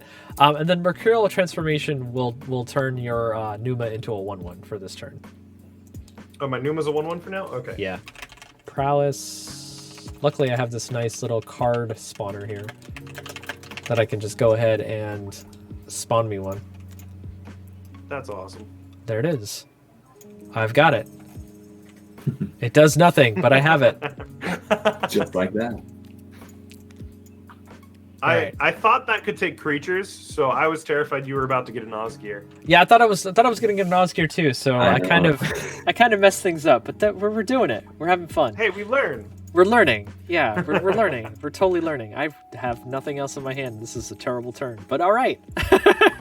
Wait a minute. Wait, you gotta. It's new lesson. You did, new phase. You did exile my commander. I mean, So actually, we need to actually roll back that a bit, which is okay. We did everything kind of wrong here. So yeah, let's rewind back to the start of the turn because yeah, you did actually get rid of your flame counters and the scene's supposed to change. So okay, I don't have a prowess of the fair. Those spells did not go off. It's yeah, those you wouldn't have drawn those spells. Right, I wouldn't have drawn those spells. oh, you're going to draw from a different deck. Yes. Yes. Things are going to be much different this turn now. So apologies for people that are watching, of course, in the stream. I forgot to switch to the next scene. We just got to show them a different timeline. Right. Yeah. So we're changing the timeline around. So the scene happens where if there are no flame counters, ready the next scene. So I was supposed to do this on your end step. So this scene goes away, and you have no more flame counters. You don't have to worry about any of that stuff anymore. But we're now on scene 3, which is, I mean, GameGrounds has been here before. He knows what's happening next. Yeah. So at the start of this turn, I have no hand anyway. I put that back into the scene deck. I will draw cards from scene 3. 1, 2, 3. Ooh, that's some good hand. But yeah, so flip that scene card over. Wait, stay there. Goodbye scene. So after you put out the flames, you continue on trying to get closer and closer to Strixhaven. You want to get there, and there's a problem. So after you have the flames go away, you find your journey using the other beacons towards Strixhaven uneventful until Auric Ambush. That's the title of this scene. And when this scene opens, each Wayfarer chooses up to 4 lands they control and sacrifices the rest. So you go back down to 4 lands. Oh, I forgot about that. Yeah. Oh, wow. Yeah. And this is something that we're still looking at tweaking. We're probably removing the land Hey, I'm sack. only sacrificing 2 this time instead of like the 12 from last time. However, you draw cards equal to the number of lands you sacrifice, and then you gain 10 life. There's a reason for that. I'm very okay with everything that just happened, honestly. Yeah, I mean you draw some cards, so it's not like it's crazy where you just don't get anything. But yeah, so sack down to 4. However many you sacrifice, you draw those many cards, and you'll gain 10 life. I, however, will go up by 10 life because I survived and go back up to 26. Mm-hmm. And then I'll explain the mechanics after we've all finished doing that stuff. The rest of the mechanics. Okay. So I sack 3, and I'm going to draw 3. Okay. I guess we all have future pants. Their pants are going to wear. All right, we've got a nice group of 32 people watching us on Twitch. Sweet. Welcome to the stream. Hi. Yeah. So. Hello, everybody. Yes. All that Honestly, ramping. yeah. Yeah. Have you drawn your cards yet? I did. Did you gain your life? Yep. Okay. So the next. Oh, hey, thing... your Arcaiomancers. Keep your Arcaiomancer in mind though, because now that should activate more often. Yeah, you're absolutely right. The Arcaiomancer's map should activate more often because I have more lands. But now the next thing that happens is, for each Wayfarer, put 3 reinforcement counters on this scene. So I'll put up to 6. I'll put 6 counters. And then I put a card named Tone Orc's Sword, 8/2 Orc's Shield, or 3 Orc's Armor from outside the game onto the battlefield under my control. So you only have 2 of you, so I only put out 2 cards. from these list of 3 cards. If there were 3 Wayfarers, I'd put all 3 out. So you see the entire trio. That's why we like to call them the Auric Trio. And I'm going to go ahead and do that, and we'll explain what those do. They're chilling down here in my little space here. So I'm going to go ahead and put out Tone. That is Okay, yeah, hate it. definitely the first one I'm going to put out, and I'll explain what he does. Then I'm going to put out Threen as the second one. Threen being very special as well. So what do these cards do? What do the Auric do? And you still have the Nothing good. elemental here and the excavation triggering going on, but what do these do? What are the Auric, and how are they going to ambush you? So Tone Auric Sword is a 1 and a white and a black for a 3/3 first strike death touch. Other warlocks you control have first strike, so that means that Threen over here also has first strike. As long as Tone is infused, it gets +3/+3 and has 2 instances of Provoke. So Provoke is when it attacks, you may have target creature defending player controls untap it and block it if able. Multiple instances of Provoke each trigger separately. So he gets to target 2 creatures, have them untap, and they have to block him. He's got first strike death touch, so they're probably going to die in combat. And he's a 3/3. And his special flavor text is "You can't escape us." So if you're wondering, if you're watching the stream and you're wondering who are the Auric, well, they are these mage hunters that are on the plane of Arcavios that hunt anybody outside of Strixhaven. They're kind of like rejects and people that weren't able to be accepted into Strixhaven, and they formed their own little kind of ritualistic group that goes around and just hunts them. So so that's our first one. And then we've got Threen Auric's Armor, which is our next Auric Ambusher. 3 and a white and a black for a 3/3 as well. Trample and Ward of pay 3 life. So to target this thing with a spell or ability, you have to pay 3 life first before you can cast that or activate it. And then other warlocks you control also have Ward pay 3 life. So Tone himself also has Ward of pay 3 life. And then as long as Threen is infused, if I were to infuse it using my essence, it gets +3/+3 and has Undying and Intimidate. And then its flavor text is "Don't even try to run." So they're definitely out for blood here. So just to start that off, that was the start of the turn. I hadn't even gone into making that land, which I did already for the previous timeline. So I'm gonna go ahead and use those, and I'm gonna go ahead and infuse Tone to give it of course you will. an infusion. So doing that will make Tone become a 6/6 with 2 instances of Provoke, and it also has first strike and death touch. So it means it can attack this turn because it has haste, because that's what infusing does. And he's gonna do his thing, and he loves doing his thing. And then I've got other cards in my hand that I'll get to play for free before I go into combat. So we're gonna have fun this turn. Mm-hmm. And that's what I was kind of thinking about. I was like, wait a minute, why am I losing so horribly? Oh, that's right, we haven't gotten to the ambush yet. Okay. And this is actually one of the feedback we get from people playing Wayfarer is whenever they get to this scene, this is their favorite scene because it really feels like a boss battle for them, and I'm really glad that I can have you experience that, Finnegan. So my free spells I'm going to cast this turn, 2 of them. I'm going to go ahead and cast Scapegoat the Mighty and Negative Reinforcement, which are 2 new spells. And I don't know if you've seen both of these yet, GameGrounds. You might have when we were playing last time. So the first one here is Scapegoat the Mighty. It's 1, a red, and a white, and a black. It's a Mardu casting ability. We wanted to have something that has the same kind of colors that Extus did in Strixhaven. When you cast a spell, if it's infused, I copy it, so I'd make 2 versions of it. But it says, for each Wayfarer, choose a creature with the greatest power among the creatures that Wayfarer controls. Then each other creature they control deals damage equal to their power to that creature. So I get to choose one of your creatures to be ganged up on by your other creatures. So if you don't have as many creatures, it's not as great, but...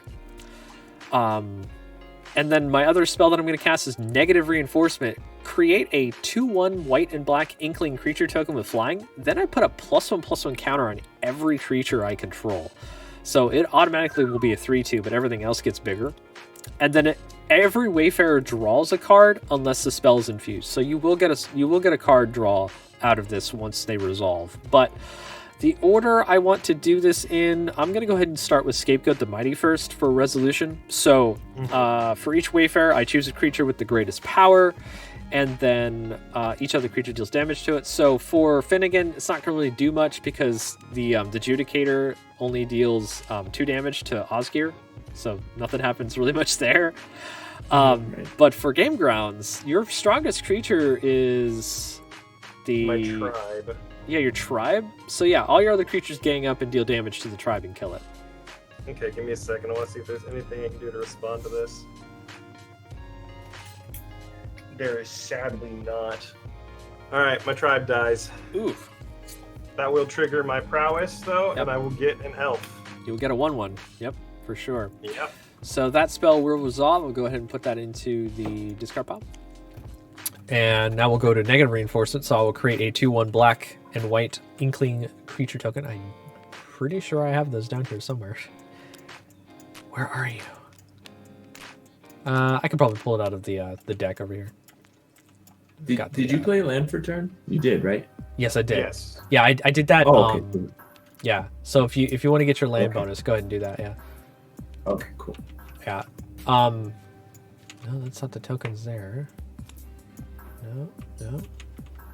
Where's the tokens? Another case of lost token. Yeah. I don't know where these tokens have gone. I don't get it. I thought I had them over here somewhere. I swear. There's Is a that right spirit. Nah, it's a spirit. Oh no. Oh, you're looking for Inkling. Yeah, I'm looking for Inkling. I don't know how I have the pest tokens but not the Inklings. It's really strange to me. I'll have to fix that in the mod later, but Inkling summoning might be something I want. Oh wait, we can search for tokens in this. Oh snap. You just have to type in the token box. So I should get the token now. There it is. Nice. Hey, we figured it out. Cool. So I have the Inkling token, and then I will get +1/+1 counters on everything that I have. So they're going to get even stronger. I think some dice. Dice is over here somewhere. Yep. Bring that over. I had big plans with that tribe, so that really like sets me back by 3 whole mana. The dice is a little bit hard to see because they're see-through. I wonder if I can just make another one. 1 second here. Let's bring out one of these D6s. There we go. All right, so one on there, one in there, one in there, one in there. They all get their counters. Yeah. All right, cool. So you all will draw those cards if you haven't already. 1 card each for the resolution because I didn't infuse it. So if we're going to show off which ones can attack this turn, it's definitely not Therine. It's definitely not the Inkling because they just came out. But we have Tone and we've got Fear Flame Elemental. So we are going to go ahead and enter that combat. And these lands will untap next turn. That'll be great for me.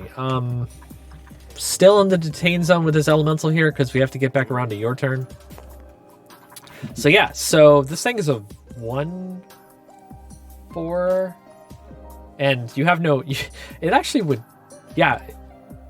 Its flame count. It actually would die. I think if it attacked with no +1/+1 counters on it. Okay. Yeah, so I'm glad it has +1/+1 counters on it for some reason. I'm just going to leave it as a blocker at this point because it's a 1/5, so I'm cool with that. But anyway, Tone is going to go ahead and go into combat. So we're going to put that back here. We're going to leave that back home. But yeah, Tone's going to enter combat. He's a 7/7, so I'm going to go ahead and attack the Tone. And he's going to go ahead and target with his ability Osgear. Untaps Yoink. and has to block him. And then we're gonna have Numa also have to block Tone as well. So, what saith you? I say it.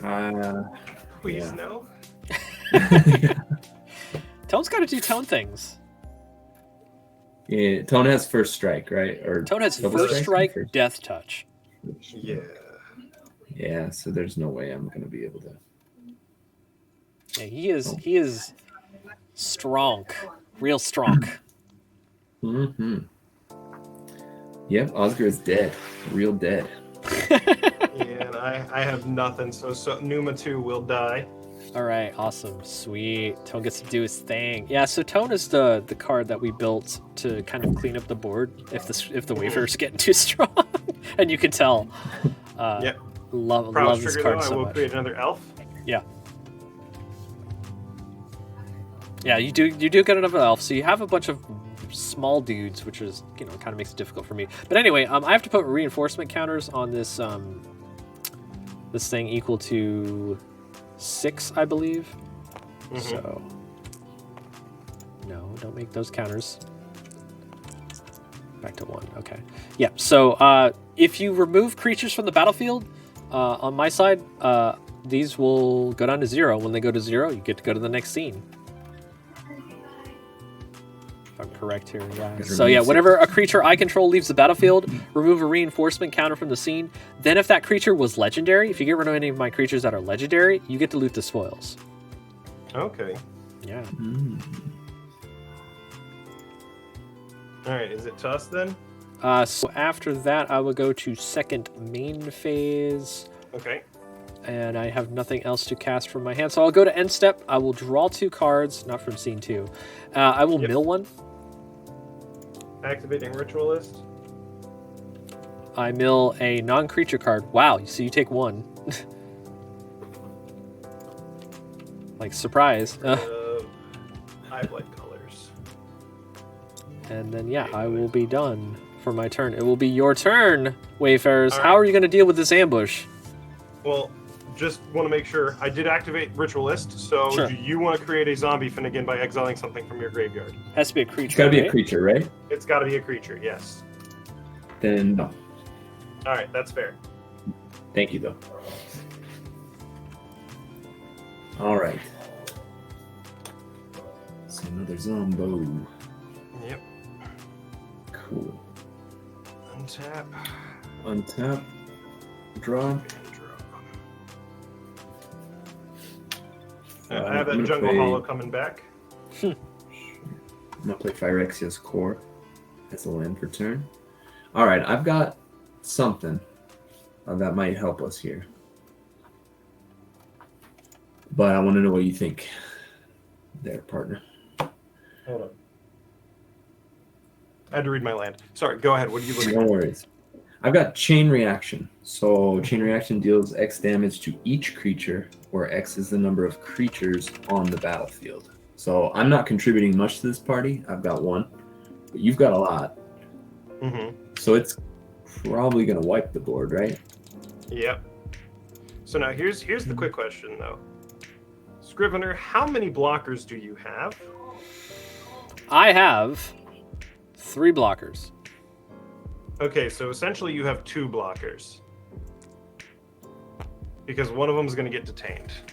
Well, technically I have 4. Oh, no! Yep. Okay, so you have 4. Ooh. So you have 3. You will have 3. Yes, Got it. because Thank you. detain goes away when it's your turn. Back to your turn. All right, so I have Pride of the Perfect, which gives all of my elves +2/+0. If you're going to wipe the board, at least let me swing in first. Ooh. Okay, cool. Uh-oh. Like, I'm fine Uh-oh. with the board wipe, but at least let me swing in first. Okay. Yeah, and in doing so, I can still detain something, which is good, right? Mhm. Okay. What should I detain? The Tone. oh, tone, right? Tone. or hold on, wait. Like, Tone is my first thought, but he's about to die anyway, right? Because Should he I mean? can't block. So at that point, I'm thinking we want to get maximum damage, so detain any of his current blockers. Because if we're gonna wipe the board, Tone will die. Okay. So I'll detain the elemental. That's fair. The elemental? Okay. The 4/4 elemental here? Technically, that also should have a counter on it because even though it's in detain zone, it's still there. So yeah, back into the that makes detain it a zone. 5/5. Yeah. Okay. All right. So we move to combat. You ready? Yes, we do. I go ahead and do my pre-combat mill. Oh my goodness, I'm hitting all these good cards. End raised Forerunners. Oh, wow. no. You need some, I'm a you need little some bit salty regrowth about that one. abilities. Yeah, definitely do. I don't know if they have anything other than that one spell I've It's gotta already have used. more. Might It's be gotta have something in more. the spoils deck. All right, but with that, we're going to Turning Man sideways, and you're just do looking it. at a very sideways board at this point. Okay, so we're gonna have to block some things. Unfortunately, well, no, actually, we do have the Inkling. It is a flyer. So if you're gonna attack with your Adjudicator, I'm gonna put the Inkling on your flyer there. So that's a 3/2. And it's a 3/2. Okay. Yeah, so it will kill your Adjudicator unless you, I don't know, make it do double strike. But it looks like you want to count. It looks like you want to cast a spell after combat, so probably not there. Elemental. So how big are all your elves? So we have 4/2, 4/2, 4/2, 3/2, Perfect. 3/1, It's 3/1, crazy. 2/2, 2/2. So I want to block These are your. all So you have a 4/2s. 4/2. They're all 4/2s. 3 4/2s. 3 4/2, 4/2s. 4/2. All right, I'll block one of your 4/2s with my 1/5. All right. Okay. And then Threen here is a 4/4 with trample. That's all he has. How much damage would you be dealing me after that one being blocked? 4, 8, 12, Ugh.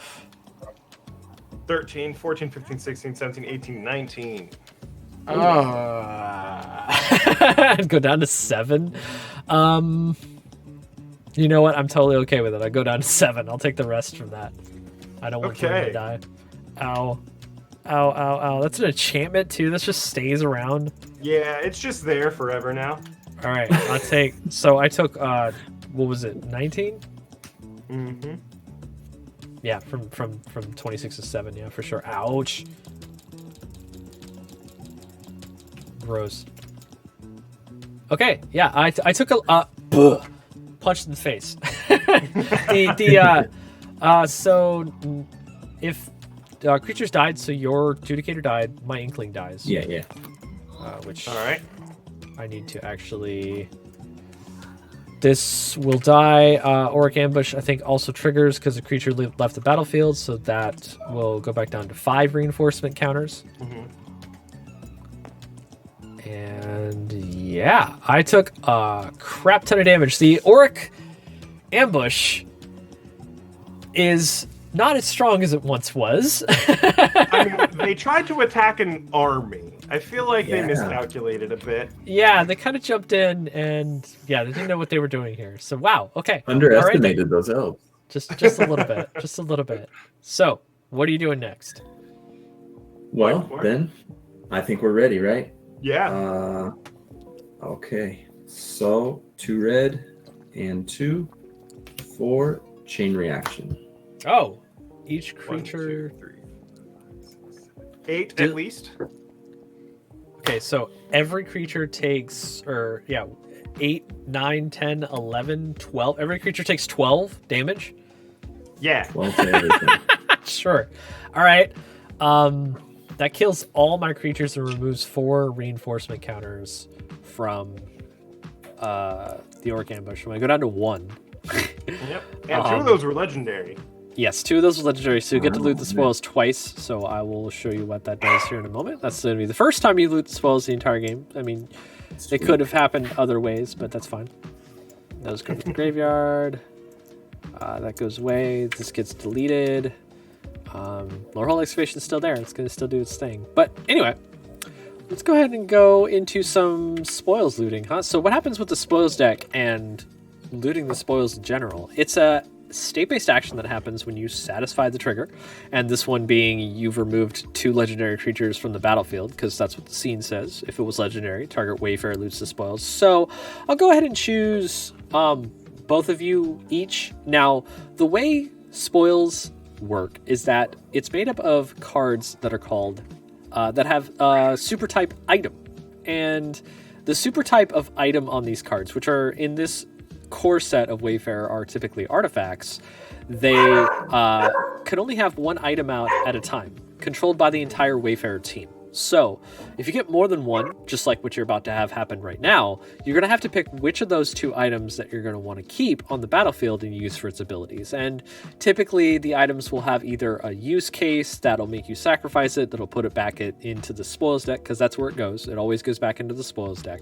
Or maybe it'll have something that's really powerful that'll have vanishing or something like that. So, if we're going to go ahead and show you what cards you get from the spells deck first, let's go ahead and draw from the top. I need to make sure to shuffle this. And the first card will be an Ether Multicannon. Oh, don't move the whole deck. And the second card will be a Collaborative Curative. Ah, yes, the two common cards in the deck. That makes sense. So I think the curative is what we want here, if I remember correctly off the top of my head. But I'm going to go ahead and read the cards. Yeah. So the Ether Multicannon is an item artifact that has pay 3 mana to tap, sacrifice Ether Multicannon, destroy any number of target permanents. This ability costs 3 more for each target beyond the first. Other Wayfarers may help pay costs for this ability.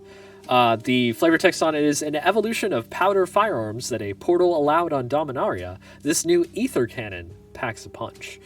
And then Collaborative Curative is another artifact that has pay X and tap and sacrifice it. Each Wayfarer chooses one. X is the number of Wayfarers, so for you it would be 2 mana to sacrifice it. Other Wayfarers can help pay the costs for the ability. It has so each of you can choose any ability, so you can choose like the same one twice if you wanted to. But the abilities on it are gain 5 life, target creature you control gains indestructible until end of turn, or put target card from your graveyard on top of your library. So, and you have the choice between either of these to have on the battlefield, and yeah. So I'm choosing Finnegan to have the Ether Multicannon and GameGrounds to have the Collaborative Curative. Of course, between the both of you, you can decide which one you want to actually keep on the battlefield. Now, Finnegan, I am going to say, like, I am extremely partial to Collaborative Curative because that gives me a way to get my Wolverine Riders back. But other than that, like, I am honed in on that line of sight. What are you thinking? I think you've got some spicy stuff in your graveyard, and so I think it would be good for us to get that back. So I'm cool with that decision. All right. Okay, so and it says in the name, right? Collaborative. So yep. So there we go. Absolutely. All right, so you're going to take the Collaborative Curative? Yes. All right, cool. So I'll go ahead and put the Ether Multicannon back into the spoils deck.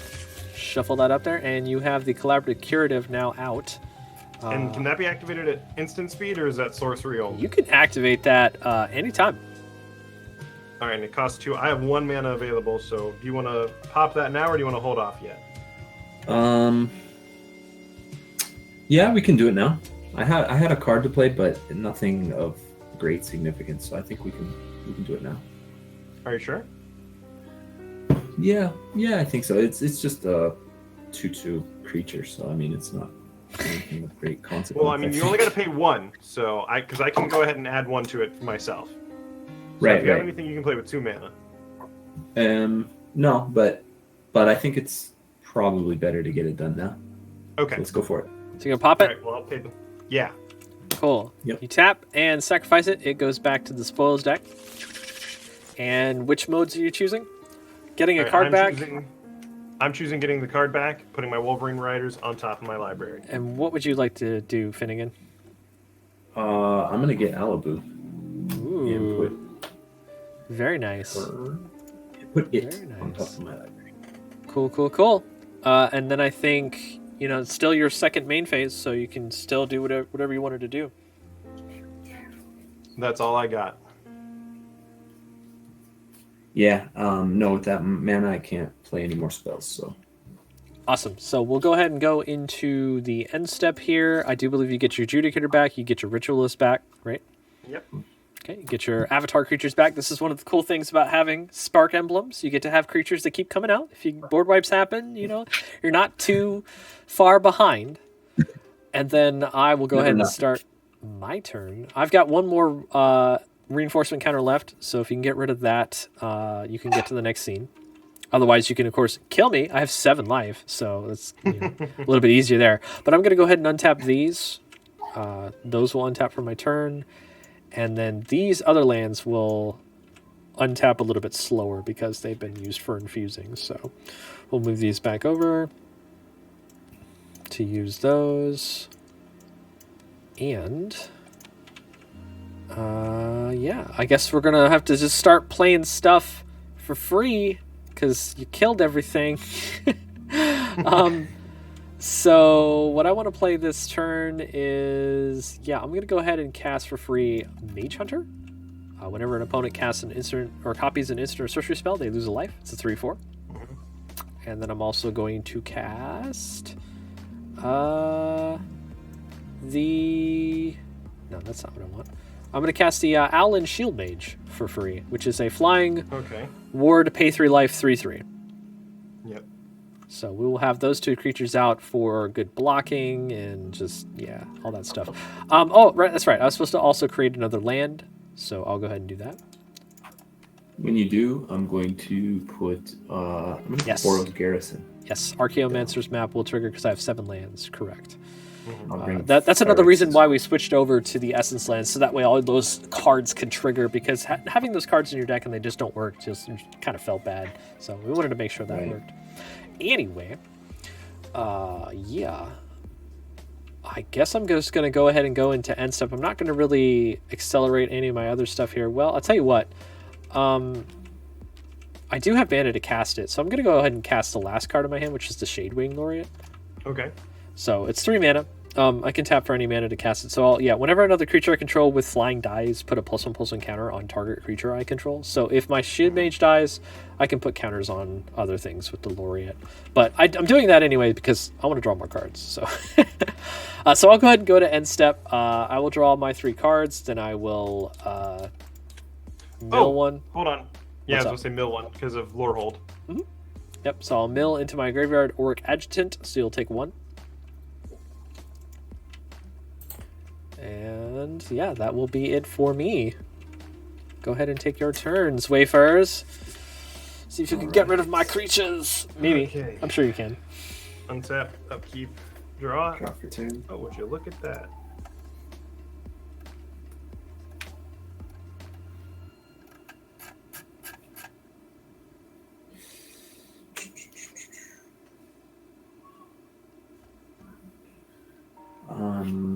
I'm going to play Plains for turn. Okay. I've already played a Swamp per turn. And I'm going to do the obvious thing, and I'm playing out Wolverine Riders.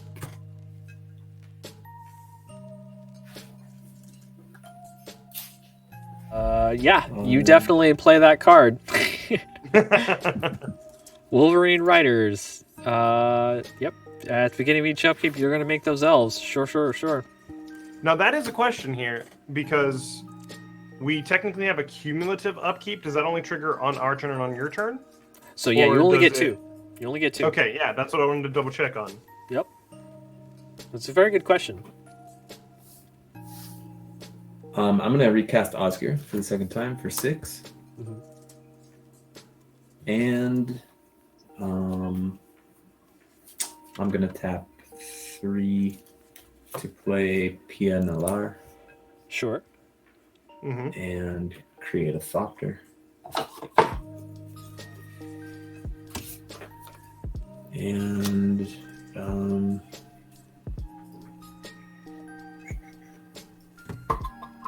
I don't know that attacking would be a great idea. This is a what? It's got 2 flyers. He has 2 flyers at this point. Yeah. But they're what? 2/2? One's a 2/2, one's a 3/3. So you can detain the bigger one and trade with the 2/2. That's true. But I don't know if you want to do that. But it says when it dies, it puts a +1/+1 counter on another flyer? No, when other flyers die, put a +1/+1 counter on it. Oh, okay. And then the Shadewing is whenever another creature I control with flying dies, I put a +1/+1 counter on target creature I control. Oh. I get to target what gets the counters, yep.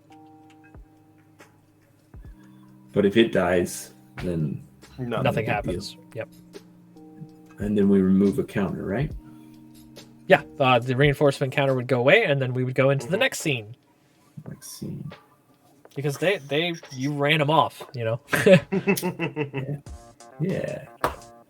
We won't be ambushed. Well then, I think that's the best thing to do. I'm gonna attack with the Judicator. I'm going to detain the 3/3 flyer. Yep. I have to pre-combat mill one. Milled a Skemfar Shadow Sage.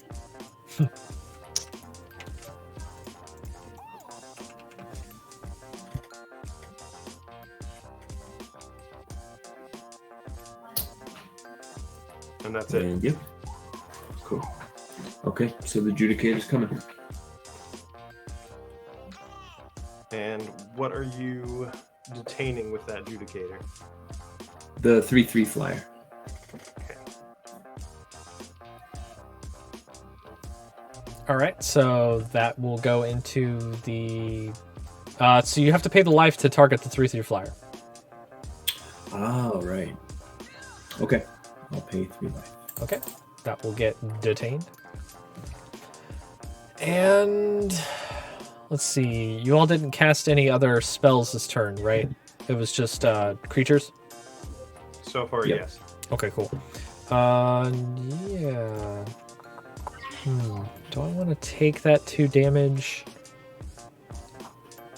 Yeah, I'll take that 2 damage. I want to avoid having my creature die. Okay. That's the only damage I'll be taking, right? Okay. Fair enough. Sure. Yep. And I've got nothing more. Same. All right, cool. So if you are all done for the turn, let's see, yeah, you've got P and LR out. All right, I will go ahead and start my turn then, and I will untap. Oh, I can actually On hit the your untap upkeep, I button. will create an elf, Sure. and when that elf enters the battlefield, I will gain 1 life. Nice. I will create another land, so Arcavios' map should go off, I believe. Yep. Okay. Oh. Planes? Mm-hmm. All right, so starting my turn, gonna have to cast some more spells for free. So what do we got out there? Oh, I guess I'm gonna cast Mage Hunter's Onslaught for free No! and Guardian Archon. Oh no. So Just that reaction was enough. Mage Hunter's Onslaught is destroy target creature or planeswalker, and whenever a creature blocks this turn, its controller loses a life. So I'm gonna go ahead and use this to target the Stop. Wolverine Riders. Because yeah, well, I mean you get another elf. I do get another elf. Yay for elves. You do get another elf. I'm playing the elf deck. So that's a good removal spell. Thank you. Guardian Archon enters the battlefield and I secretly choose an opponent. It's a 5/5 flyer. Then I get to reveal the player I chose at any time to have me and target permanent I control gain protection from that player until end of turn. Activate only once. So Okay.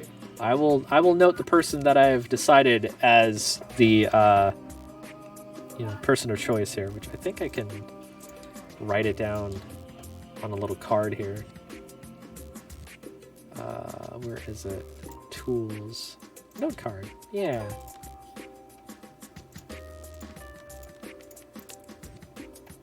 Oh, we can see that note card. You can see the note card, but not if I do this.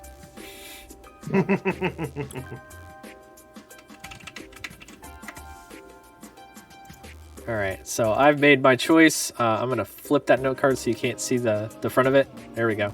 It's got the word on there of what my choice was. I'm gonna go ahead and make this smaller so it's not taking up space on the screen. Yeah, but it's there, and the Guardian Archon will be sitting on top of it. Yep. Alrighty, cool. That was the saddest ride these guys have ever taken. The shortest ride, even. I do have mana to cast other cards from my hand, so I guess I'm going to go ahead and do that. And we will pay... How much mana does this cost? 3? Okay. Pay for 3 for a Callous Blood Mage, which says when it enters the battlefield, create... I can choose one. It's a 2/1. Either create a pest creature token, draw a card and lose life, or exile target player's graveyard I'm gonna go ahead and exile your graveyard, GameGrounds. All That right, seems in strong. response, I'm gonna make a zombie. Yeah. Doesn't matter what I exile, so I'm just gonna exile one of my creatures. Do you want to exile any of your creatures, Finnegan? I got no creatures in the graveyard, so. All right. Well, then I make one zombie. Before that entire yard just goes bye-bye. Oh no.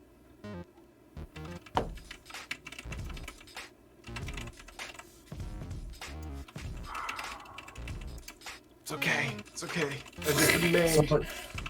So much wasted potential.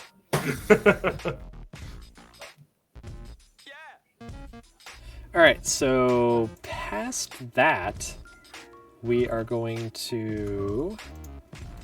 Let's see, all my other creatures that can attack this turn, besides the Guardian Archon, and the Callous Blood Mage, because that just definitely just got casted this turn. And I've got, what, 5 mana down here? Sure. And Alan Shield Mage can't attack because you detained it. So we're going to go ahead and, let's see, what do you got over there? Zombies? Those Elf Warriors are 4/2s, 4/1s, 3/1s? Ah, so strong. And you got Thopter. You have way too many good creatures. It's difficult for me to attack, and I'm just gonna go ahead and leave my stuff back here to block. I think that's what I want to do. So I will go ahead and pass it to you. I will draw my cards. I'll mill. I have that's definitely a non-creature spell, so you'll take another damage. Exhilarating Elocution, and I have 11 cards left in my library. Untap Upkeep and draw. Play my land per turn. 8. Also play land for turn. Well, might as well go ahead and cast 4 for a Beast Whisperer.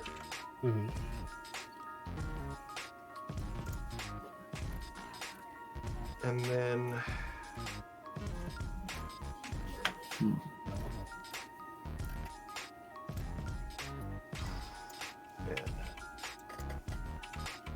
let me see how big these creatures are. You have a 2/1, a 5/5 with flying, a 3/4 on the ground, and a other 2/2 in flying, and then the 3/3 that's non-detained now. I feel like we were once in a much better position. Yeah.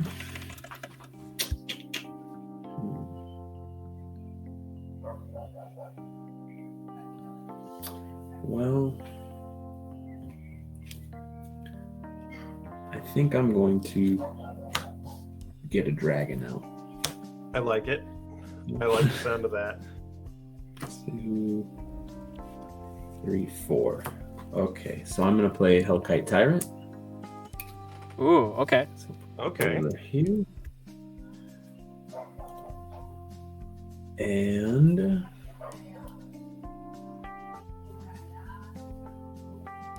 got 5 left.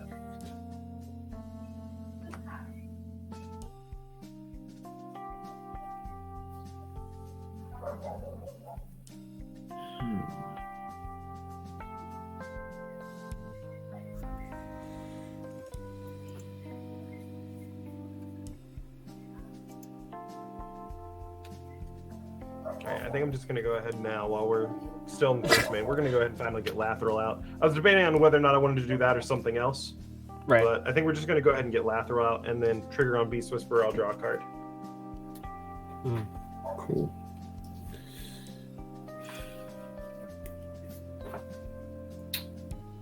Let's see. He doesn't have any artifacts, right? No. Just an Not enchantment. at the moment. Okay. So that's not going to do me any good anyway. But let's see. I'm going to tap 4 and play Duretti. Ooh, okay. Oh, hey, buddy. Yeah. And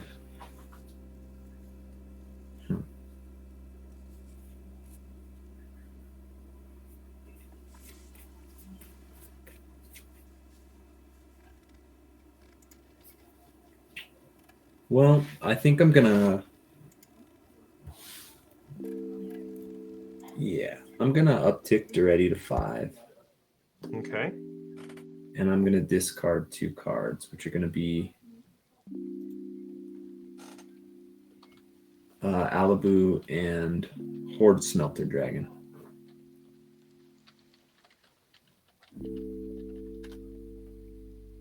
And I'm gonna draw 2 cards. Okay, seems fine. Cool.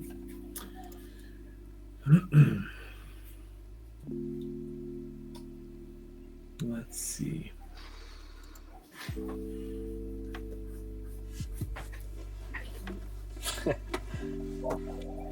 Need a way to get. Things are a little more complicated now.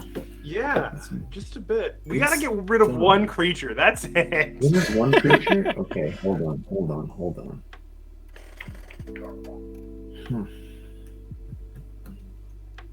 If Like, I I'm gonna had point now more... though. Wait a minute. We can do that because Oh, I can do it. Yeah. I'm thinking maybe depending on I forgot he has the protection thing.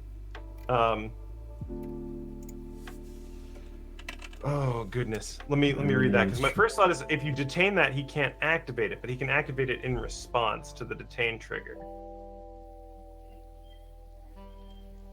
Okay. And then if he chose you, then like it just completely fizzles. If he doesn't choose you, then you at least still get to detain the thing, and then my creatures just deal no damage to him. You know? Right.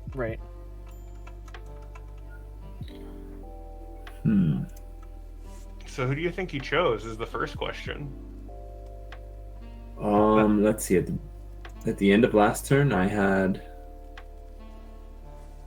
everything I have except for the Hellkite Tyrant.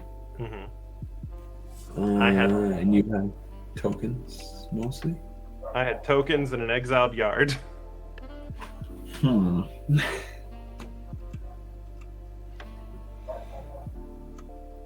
don't know. I'll put the money on me.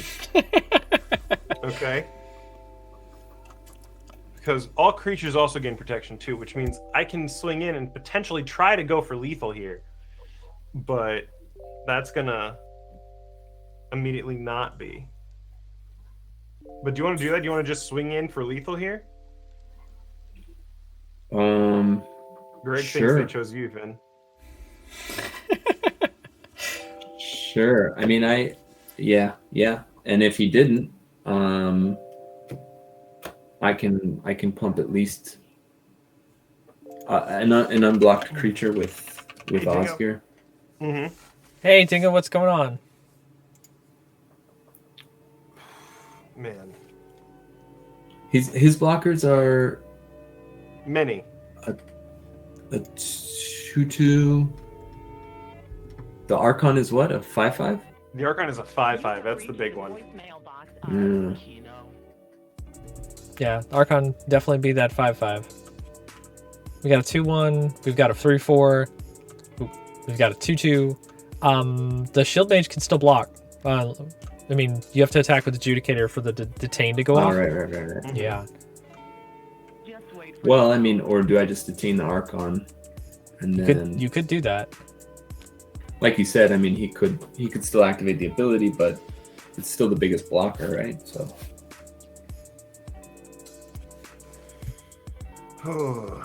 It is the biggest blocker. It is a 5/5 with flying.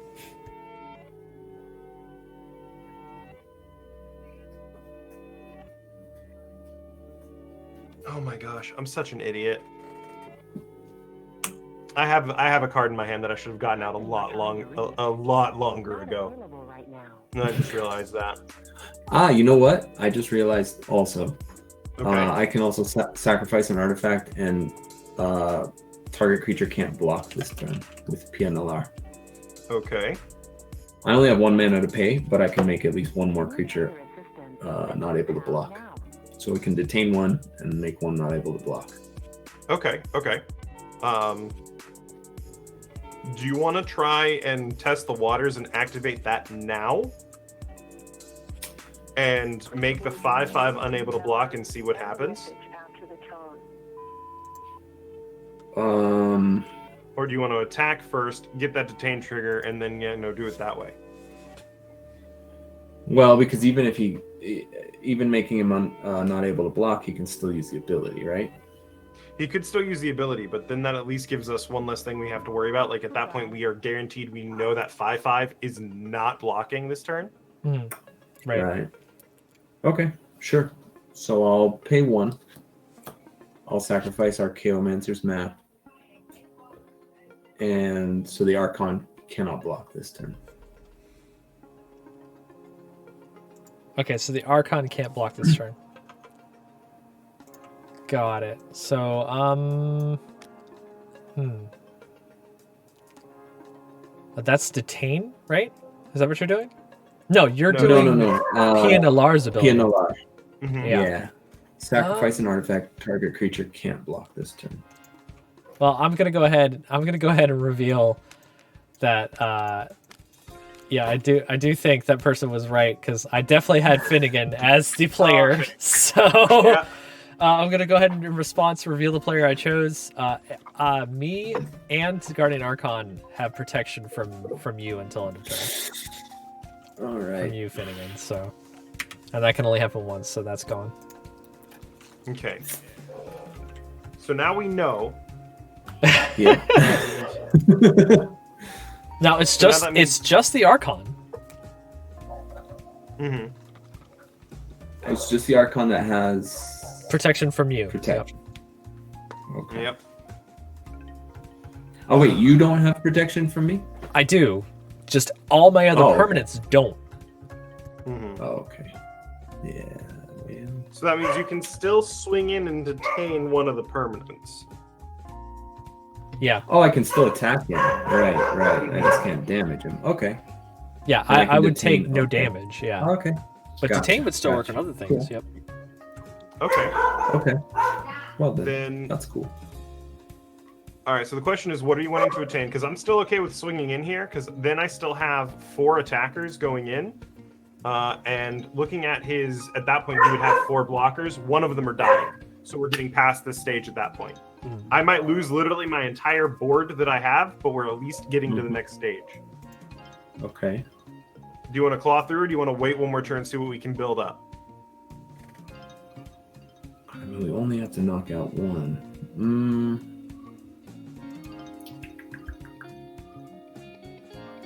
Well, I mean, and I've got a lot of stuff, right? Mm-hmm. And so if need be, I can also defend you, right? Mm-hmm. So if you're ready to give up those tokens, Yeah, I can do it. we can do it now. All right. So I'm Okay. still gonna detain then the 3/3 flyer, or what's the other creature that came out this turn? We have the 2/1, the 2/2, and the 3/3. 2 creatures with flying. The Archon, of course, has flying too, but that's it. The other 2 do not. Honestly, at this point, I think the best thing to detain is the 3/4 Mage Hunter. That way, it doesn't matter what he blocks with. He either dies and we go to the next stage if he doesn't block, or he blocks and we go to the next stage anyway. Okay. Reinforcement counter still is at 1. Yep. So we move to combat. We move to combat. I go ahead and I mill a card. Forest. And I flunge. Oh. Okay, so what's getting detained? Is the Mage Hunter? The Mage Hunter getting detained? Okay. So then you're attacking with your 2/2 zombie, 3/1, 3/1, and the Ritualist is attacking too? Yes. Okay. I have nothing in the yard to exile with it, so. Right. And then you have Hellkite Tyrant out? Ugh. Gross. Flying Trample, gain control of artifacts. Well, that's not going to be that Yeah. great, but so I'm going to go ahead and tap my mana to exile a creature card from my graveyard to make a 3/2 spirit token. I forgot he had that ability. Yeah, so I'm going to go ahead and exile this Auric Adjutant here. Mm-hmm. And doing that will make me make the spirit token, which I know how to get now. I know how to do this. I figured it out. There it is. Wait, it's a Ha-ha. tapped. It's a tapped 3/2. It's a tapped 3/2. Oh no, it's a tapped 3/2. It's tapped. Yes. I guess I make a tapped 3/2 token. That's great. That.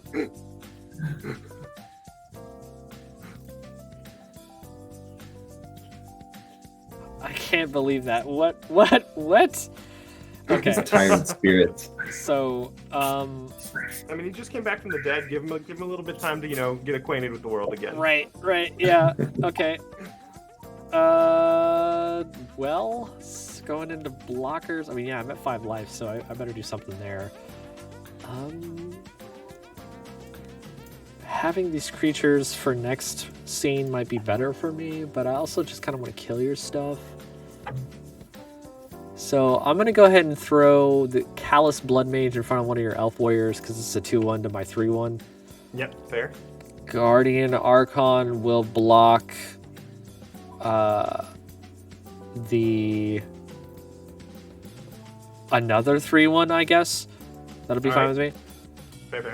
And then Shadewing Laureate, Owl and Shield Mage will block the Judicator. Mhm.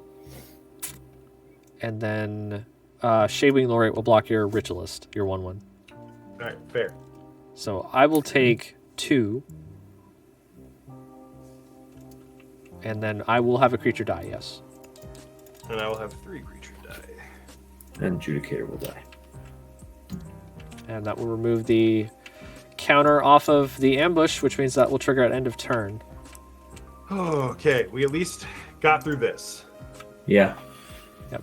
And what comes next? Right, and no other legendary creature died. I got it. Yep.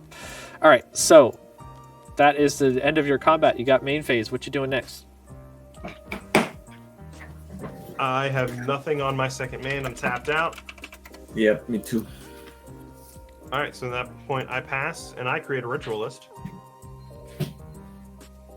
Do you have your Judicator? And yep, Judicator. Yeah, you should have your comes Judicator. Mm-hmm.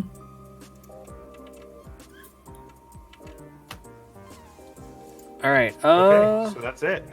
Yeah. That's that. Okay. Well.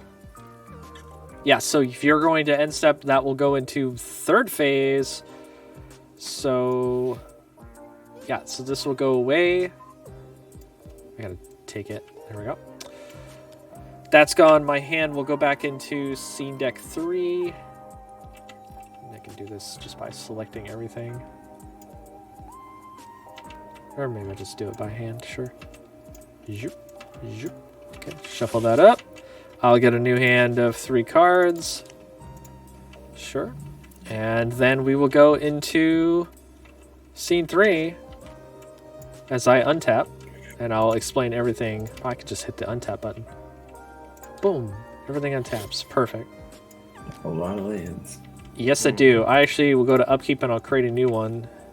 And before we go into casting stuff, I'll explain to you what this scene does. All right, so after repelling the ambush, you continue along through the countryside as you get closer to Strixhaven. You know you're pretty close. The beacon fire that you had inside you has been guiding you closer and closer, which has, helped you get through that ambush because, you didn't have that many people, or you just, the orc like to wait near Strixhaven for people, so you kind of know you were getting closer anyway. Because they thought you were from Strixhaven to begin with. Tome was very angry at you, thinking that you weren't going to allow him in. But anyway, so after that, you actually come across, and I'll read it on the scene 4 here. After the ambush, you come across a dig site near Strixhaven. A dragon won't let you pass unless you help. So, on Arcavios, the plane of Arcavios, there are 5 Elder Dragons, one for each 2-color enemy color combination. And the one that you've come across here is one that is the leader, the founder of the Lorehold College. Velamachus Lorehold is the entire name of that Elder Dragon. Okay. And he won't let you go to Strixhaven because he thinks, he needs some help finding some artifacts. He starts talking to you and goes, you can go to Strixhaven, but I gotta find some shiny new artifacts here because my buddy Tanazir Quandrix just keeps talking about this amazing thing called a time crystal, and I gotta have something for me like that, and you gotta help me find it. Otherwise, I'm just gonna burn you to a crisp. And you really don't want to tangle with an elder dragon, so you're almost there. That's an ultimatum. You're almost there. So yeah, so we'll just go ahead and find some artifacts. It's probably not going to take very long. It should be easy, right? Yeah. So That's cool. How can we say no? I got ins with Lorehold, so yeah, we'll be fine.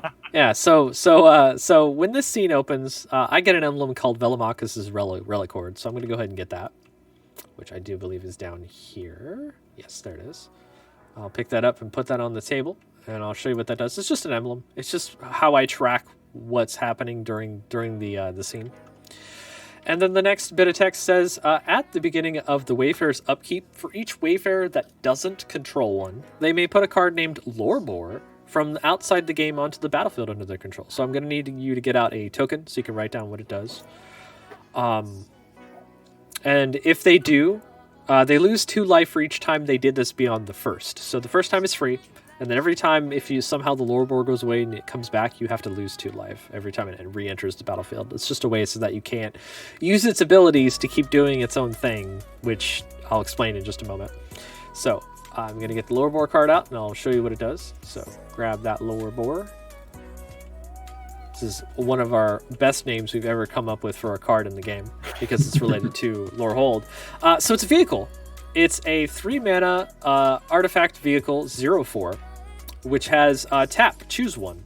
Activate this ability only if Lorebore is a creature and as a sorcery. So you can only do it on your turn whenever you can activate a sorcery, and only if it's a creature. But it has one of 2 abilities. Target player mills 3 cards, or exile target card from a graveyard. And if Lorebore would leave the battlefield, put it outside the game instead, so that way you'll just keep getting it back like the scene tells you to do. And it has crew 3. So the flavor text on it says, Velomachus was eager to find something to rival Tanazir's time crystal. That definitely lines up to what you were hearing from Velomachus there. So Trill says in chat, my scribs last game had Velomachus be a doting old dragon that split all his treasures in the player's path. Spilt all the treasures in the player's path. Got it.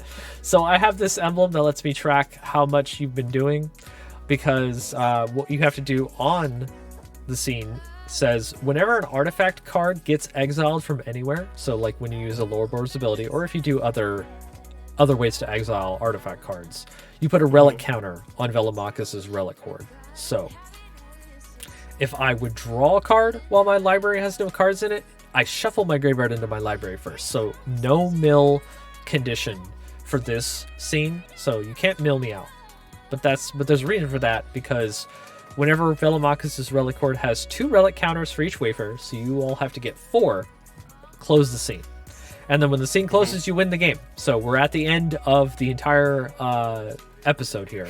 You just have to dig up some artifacts, or you can kill me. That's another option if you don't want to dig any artifacts. I will be getting only 10 extra life, so I'll be going up to 15. It's up to you how you want to do it.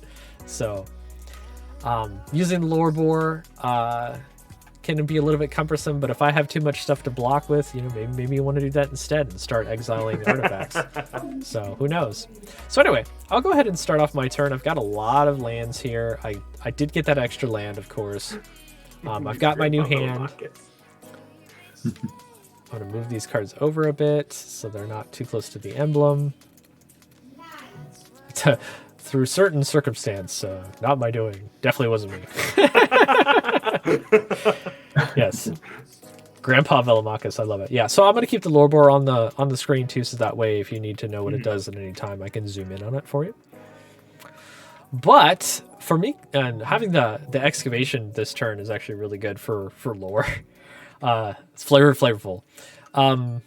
So my first cards I'm going to cast this turn are going to be some spell bombs here. These are new artifacts for this scene, and they are artifacts, so take note of that.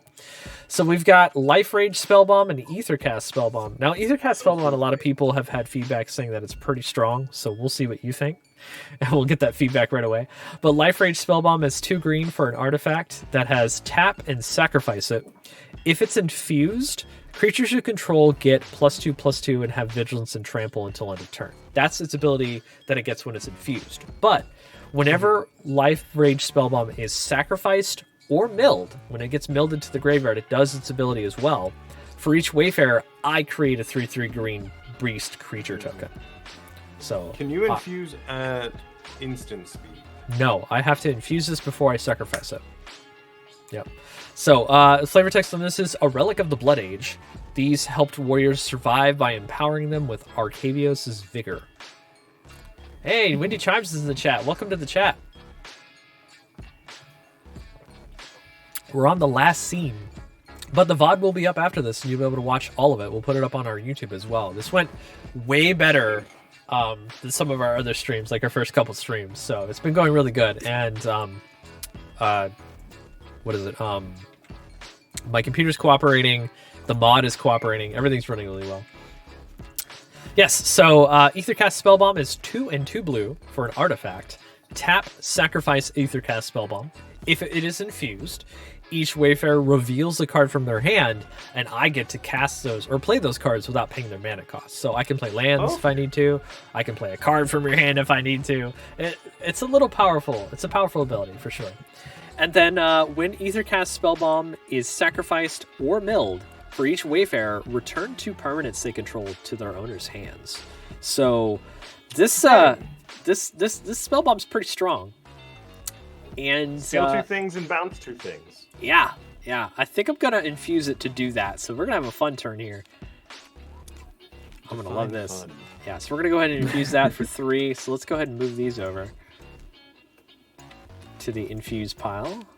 We'll move these back over to their regular cast pile.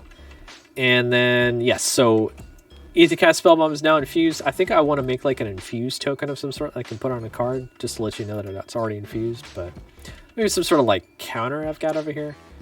Yeah, we can put on the hexproof counter. That works perfectly. Yeah, looks nice. That'll look nice. Yeah, there you go. So now it's infused, right? That'll work perfectly. Okay, so I've got Life Rage Spellbomb here too. That makes my creatures get bigger if I want to. I've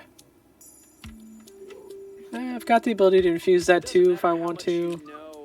But that taps out my lands. No, I already infused the... Sorry?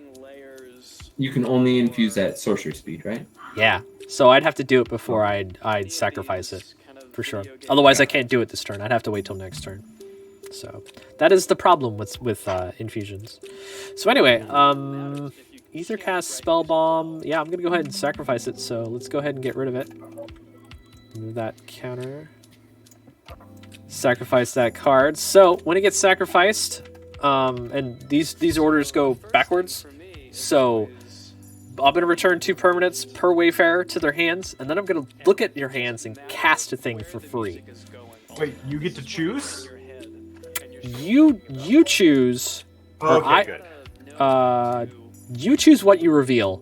I get to cast. Okay. Play it, sorry. But I get to choose what I bounce. So it's not that broken. You can show me something really dumb and I'll cast it. I'll get it. But so I'm going to go ahead and bounce. But if you have nothing in your hand, then you're going to have to show me something, right? So I'm going to go ahead and bounce Doretti. And I'm going to go ahead and bounce Hellkite Tyrant. Because I don't want to see that. Nobody wants to see that. I want to see it. And nobody got time for that. And then I'll bounce Beast Whisperer and Lathril back to your hand. Yeah. So those can get out of here. Can you interrupt infusions as a sorcery speed? It's a state-based action, Trills, so you cannot interrupt infusion. It just happens. And so now we reveal just 1 card? Yep. Yeah, so you can reveal a card from your hand, and I will get to cast it. So it's anything. You can just show me anything. You can show me something really dumb. Wait, what do you got there? What card is that? Speaking of things that are really dumb. What card is this? What? Battle Mage's Bracers? Is that what I'm seeing over there? Yeah. Oh, dang. I feel like you just revealed something amazing. I don't know. You know what? I'm okay, because if that's what you're revealing, I can only imagine what's in your hand. It's called. Oh wait, I put power toughness in there. Whoops, that's why I couldn't find it. Yep, I get a copy of Battle Mage Bracers. Okay, I'll get to cast that, and then now reminder that the card I reveal. Oh right, I get it. Right, so it's technically you don't have it anymore because I cast it. Oh, okay. Yeah, Gotcha. and then what was the other card that you showed me? I can't. Serpent's Soul Jar. Serpents. What? Soul Jar? Yep. All right, yeah, I got a copy of that too. What in the hell does that do? Elf Tribal Jank, man. Elf Tribal Jank. Yes, 2 and a black. Whenever an elf you control dies, exile it. What? Yep. What? Tap pays Enjoy that. until end of turn. You may cast a creature spell from among cards exile with Serpent's Soul Jar. All right, it does nothing yet again. And then Battle Mage's Bracers lets me give a creature haste, and I can activate abilities twice. Oof. Mana abilities or activated abilities. Sorry, not triggers. So that's a distinction. However, it is an artifact. So the Soul Jar. So if you can exile that, that'd be cool. You gave me artifacts. That's interesting. Interesting. Yeah, you still have to get 4 counters on the horde, or deal me down to because I gained 10 life, so I'm up to 13. My life total over here should also be 13. Okay. Yep. Cool. I have the bracers now, which I can activate and put on a creature, but I don't think I have any abilities I can trigger, so that's pretty strong there. All right. Well, I think what I want to do is I want to go into combat. Yeah. Okay. So I'm going to go ahead and attack in the air with Guardian Archon at Finnegan and my 3/2 zombie at GameGrounds. Yeah, Yep. that seems good. And then I'll leave my bracers and my spell bomb at home. We have spell bomb at home. Mage Hunter is still chilling. No blocks for you. Okay, so you take your all damage. No extra damage from me. I'm gonna block with the Thopter. Sure, that's fine. You will not take the damage. And then that's my last post-combat. I'll cast Ageless Guardian. Nice little 1/4 for 2 mana. Okay. Yeah, I got a nice little blocker here.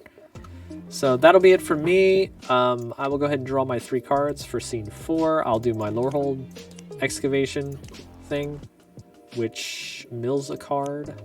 You will take a damage. Oh god, it's Bronze Guardian. I'm glad you didn't get to see that. Oh dang.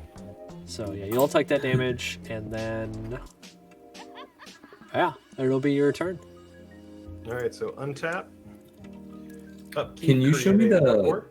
the scene card? Yes, yeah, scene card. Get There you another go. look at that.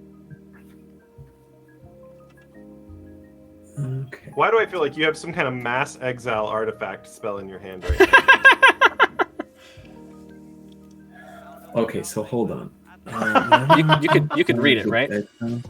Anywhere. Put a relic. Yeah, put a relic counter on the relic horde. That's the best part about using the tabletop simulator mod. I can make the cards huge.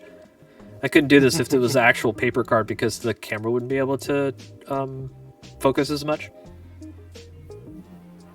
So basically, we need to exile 4 artifacts. Yes, from anywhere. Yes. So graveyard, library, wherever. Wait a minute.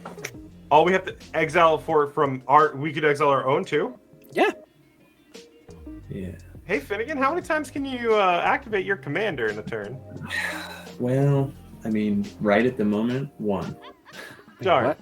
Let me. Oh, let me see Osgear. if- Oh, let me- right, because it taps to do it. And I just took the Let me Battle see. Mage's Bracers, which would allow you to use that twice. Right. All right, so, but we have options though. I feel like, and because we also have the lore boar, which can Yeah, exile stuff. The lore board can be activated this turn because you had it since last turn. Okay. So I've got. Okay. So wait, the lore board you can exile. That's. I also didn't get the last part. You exile. Target Target card from card. any Graveyard. graveyard. Okay. So. Oh, yeah. In fact, I'm actually going to go ahead, and that's the first thing I'm going to do. Is I'm going to go ahead and because that's sorcery speed. You can exile any artifacts from any graveyards, including mine, and I have a lot of them. Yeah, I'm gonna exile that big double strikey boy. All right, cool. So that happens, and counter goes on to Velomachos' Relic Horde. You need 3 more.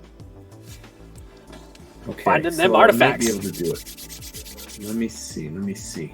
Oh, tabletop No. simulator is perfect for demonstrations of this, not in paper trills. Absolutely.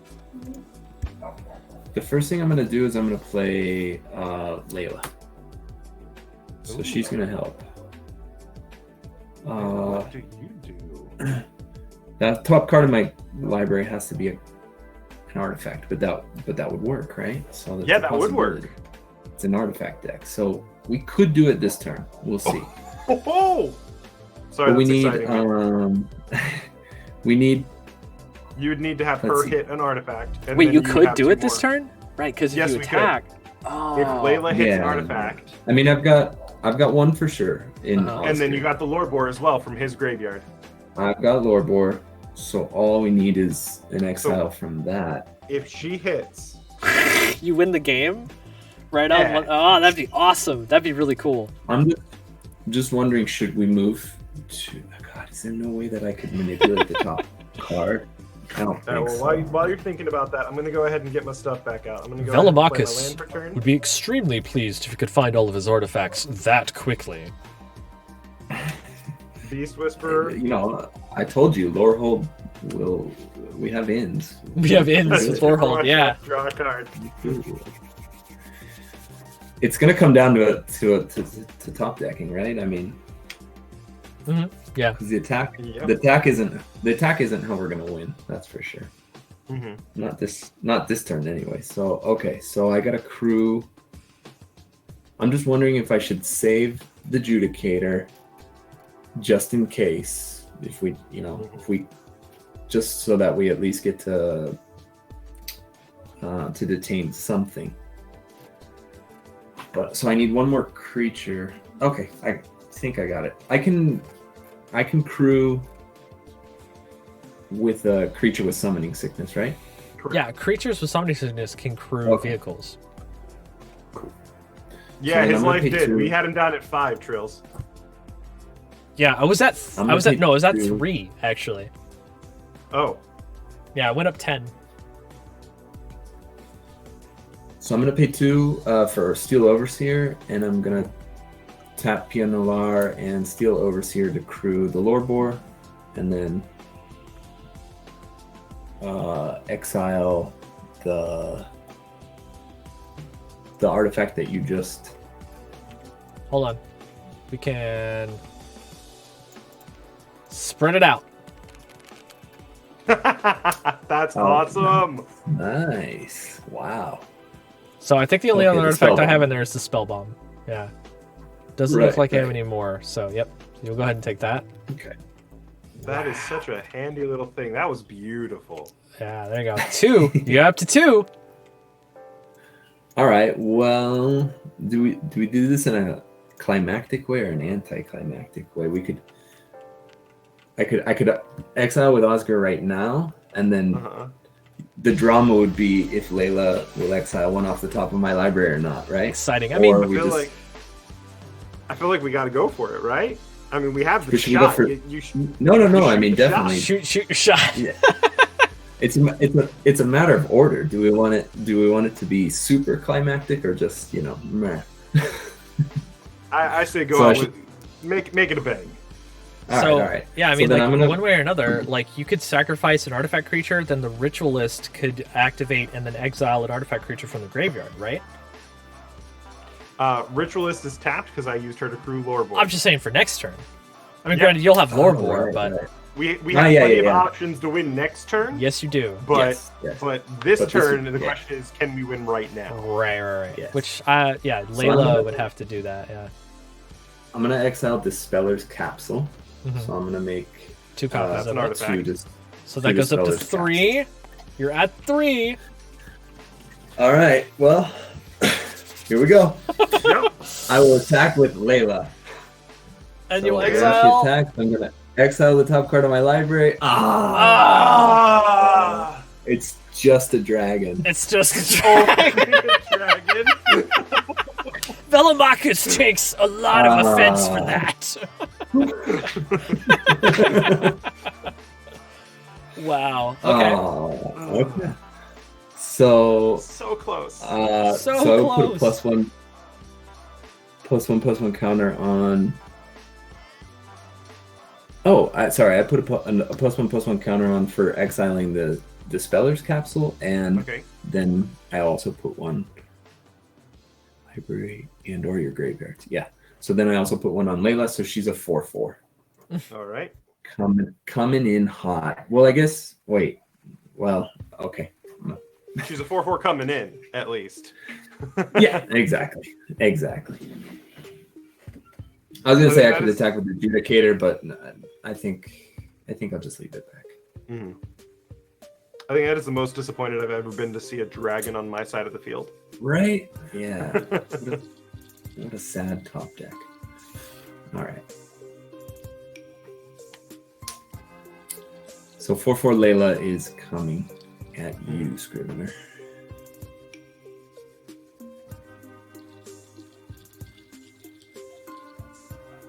I think your mic's off again. Oh, sorry about that. Yeah, so I'll guess I'll do is I'm gonna go ahead and activate the Life Rage Spellbomb.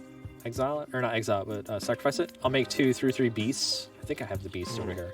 Yeah, here they are. Bring those beasties up here for the blockins. I make 2, because 1 for each Wayfarer. And I'll go ahead and drop both those beasts in front of Layla. Laylia? Can't remember what her name is. Lalia. Mm-hmm. Yeah, the Blade Reforged. Yep, okay. Beast. And then, is that the only things that are attacking me? Just her? Yeah, that's it. Okay. Yep, so one of those We wanted beasts to go will for the die. You wanted to try. I mean, you tried. You did your Yeah. best. That was worth it. We tried. You Yeah. tried. Yeah. Okay. Well, are you all finished for the turn? Yeah, that's all I got. Well. Yeah, Trills is asking you hold what on. you're running, GameGrounds. Yep, I'm responding in chat. I got the Lateral Precon is what I'm running. So, Zendikar Rising Precon is what it is. No, I think this one was Kaldheim. Or, Yeah. Sure? Yeah, right. Kaldheim. Yeah, Yep. sorry. Sorry about that. Mhm. Yeah, so everything will go ahead and untap over here.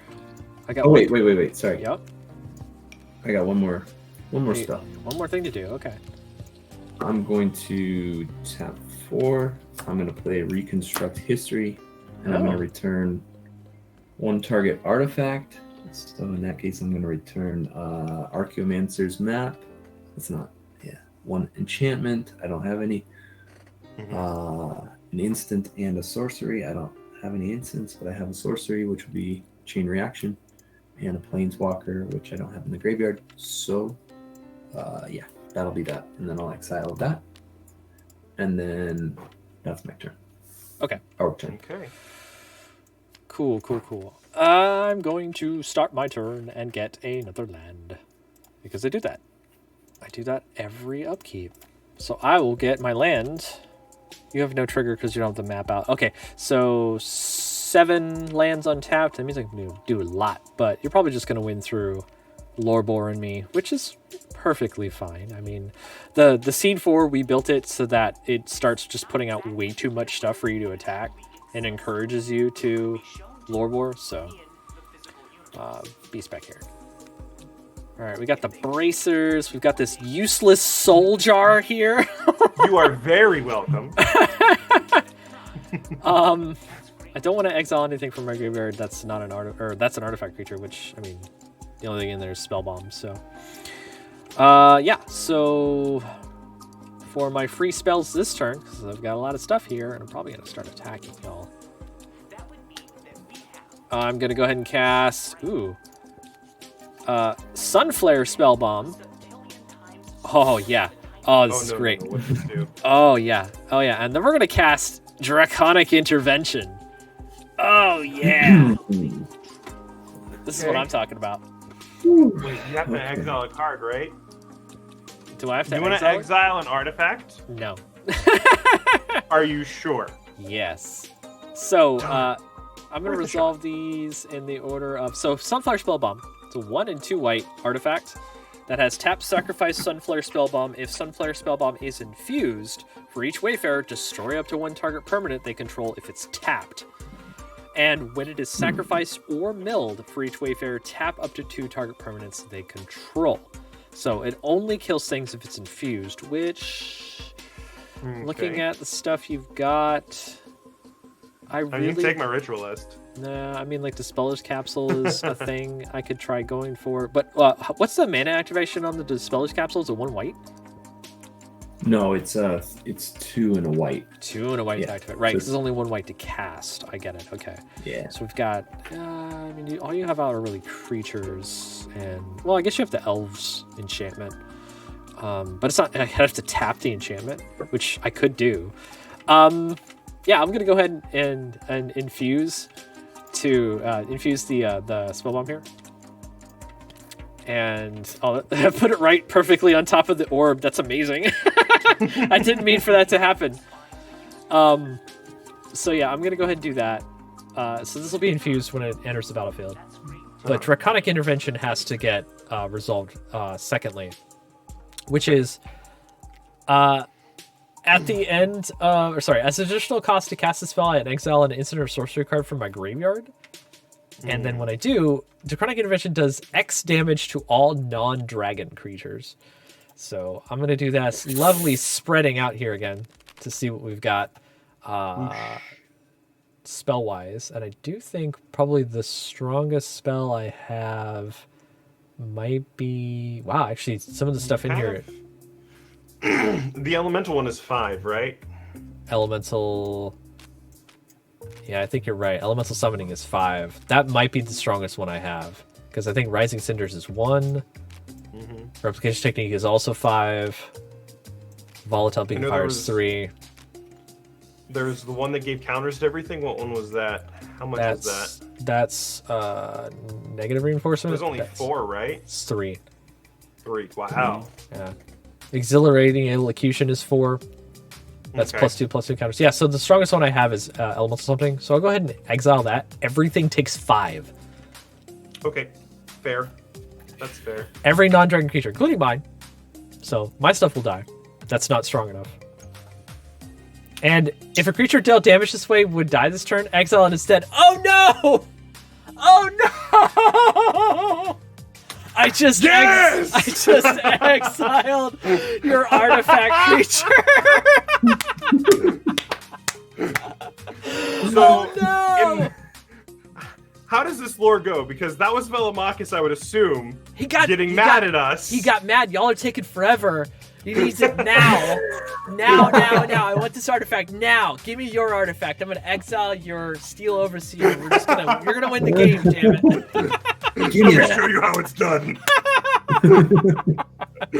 All right, so Velomachus gets mad and he just says, "You know what? Fine. If you guys are being too lazy, I'll just exile all your stuff and we'll be done with it." He sends you on your way. You get your 4th counter from the.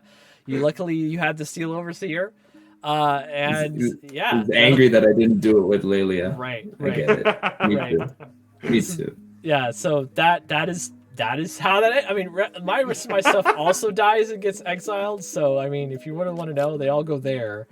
The token goes away and all that stuff. But yeah, so my goal was to get rid of all your creatures, so you couldn't lore bore. But I forgot that Draconic Intervention exiles in addition to dealing the damage, which is totally fine. It's I mean. The entire game is about the journey, right? Not winning or losing. So, And this was a journey. Yeah, I appreciate both of you staying for, because I mean, I can see on my session timer it's been about 3 hours since we started, so I appreciate you guys. Has it really? Yeah, hanging around and playing. Yeah, it's like 10 o'clock Eastern time, which is totally fine. I mean, like people play EDH even longer on other actual competitive streams. But I appreciate everybody that are checking us out in the chat. We have about 60 people. Wow, that's kind of similar to what we had when we had Mana Curves on there. So I appreciate everybody coming back and checking out Wayfarer. We are going to do most likely episode 2 next week. So if you want to stick around for that, if Finnegan, and I know GameGrounds is particularly open with his schedule, we might have both of you back on here. But let me go ahead and just say, again, thanks everybody for watching. Let's go ahead and go over to GameGrounds. Where can we find you at? Yeah, you can find me at my twitch.tv/the GameGrounds. I stream variety content there Monday, Wednesday, Friday, 7 p.m. EST or EDT. And then I also can be found at Twitter at Ground Games because GameGrounds was taken. So, Right. and then also my Discord channel, the GameGrounds, as well. So those are the 3 main places you can find me. Cool. And so we'll kick it over to Finnegan. Finnegan, where can we find you? Well, you can't find me in many places, but you can find me in Twitter. That's where I hang out and do everything magic related. And Cool. If anybody would like to invite me to other streams, I'd be super happy to play. So Awesome. Yeah. Awesome. And I love that Taco Bolas playmat. That's amazing. Thank you. Yeah, it's really awesome. So that'll be it for our Wayfarer episode 1 stream. I want to thank everybody for showing up. Of course, my lovely Wayfarers for getting through and angering Velomachus enough so that he decided to end the game by accident. But that's how it goes sometimes. Sometimes those things happen. And then so if you're going to hang around a little bit longer, I'm going to spend about another 10-20 minutes, maybe do some Q&A. I'm going to show off a card from episode 3. So if you haven't seen anything, a spoiler for that, I've been posting some of those on Twitter. We've been putting that into our Discord as well. But we'll be showing off one of those cards from that episode on screen. We'll show you what it does and what the Scrivener has in store for our Wayfarers when they get past episode 2. But if you want to check out episode 2, that will be happening next week. As I'll be getting people for that. They'll be building their decks up to tier 2 with the tier 2 emblems and playing around with that, and we'll see how that goes. So thanks everybody for watching, and I will go ahead and let my beautiful Wayfarers go if they wish, and I'll be switching it over. I'm going to take a quick break here in the meantime, and we will be right back. So thanks everybody. See you later.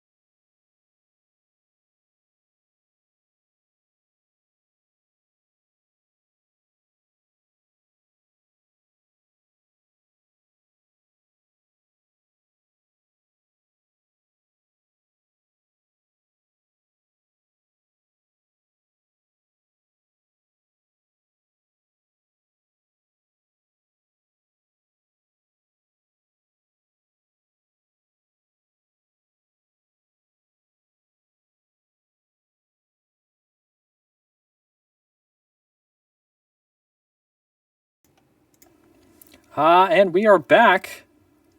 Welcome everyone back to the stream. You can see, of course, my Wayfarers are gone. We're here on Card Conjurer. We're going to create a new card from Scene 3 live on stream. We want to do that because just want to show you what's coming. Really kind of excited about what we want to show you, what's going on, to show you the card that we're going to make and stuff like that. So this will be a little bit different. I'm just going to go ahead and build that card directly on stream for you to see what card from Chapter 3 that we're putting into the game. Let me go ahead and I think I can now turn the music back on now that I've gotten my video to be in here. But this will be the last part that we'll do for this stream, and then we'll upload it to YouTube and stuff like that afterward. But I really appreciate everybody coming by and checking us out. You know, it's been a lot of fun making Wayfarer go. Or Dragon's Card related. Maybe. You'll definitely have to see on that. Okay, so episode 3, you just saw a playthrough of episode 1, and if we're going to skip a little bit ahead into episode 3,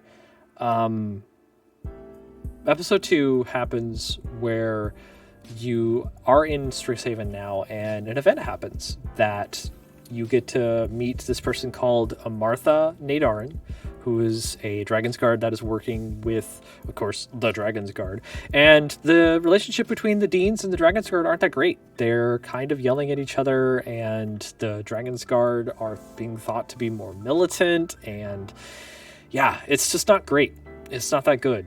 So for episode 3, after a certain event happens at the end of episode 2, you have to figure out how to solve the problem that happens in episode 2. I'm being vague because it is a story and I don't want to spoil everything for you. So if you give me just a moment, I'm going to open up the list of cards, which you can't see.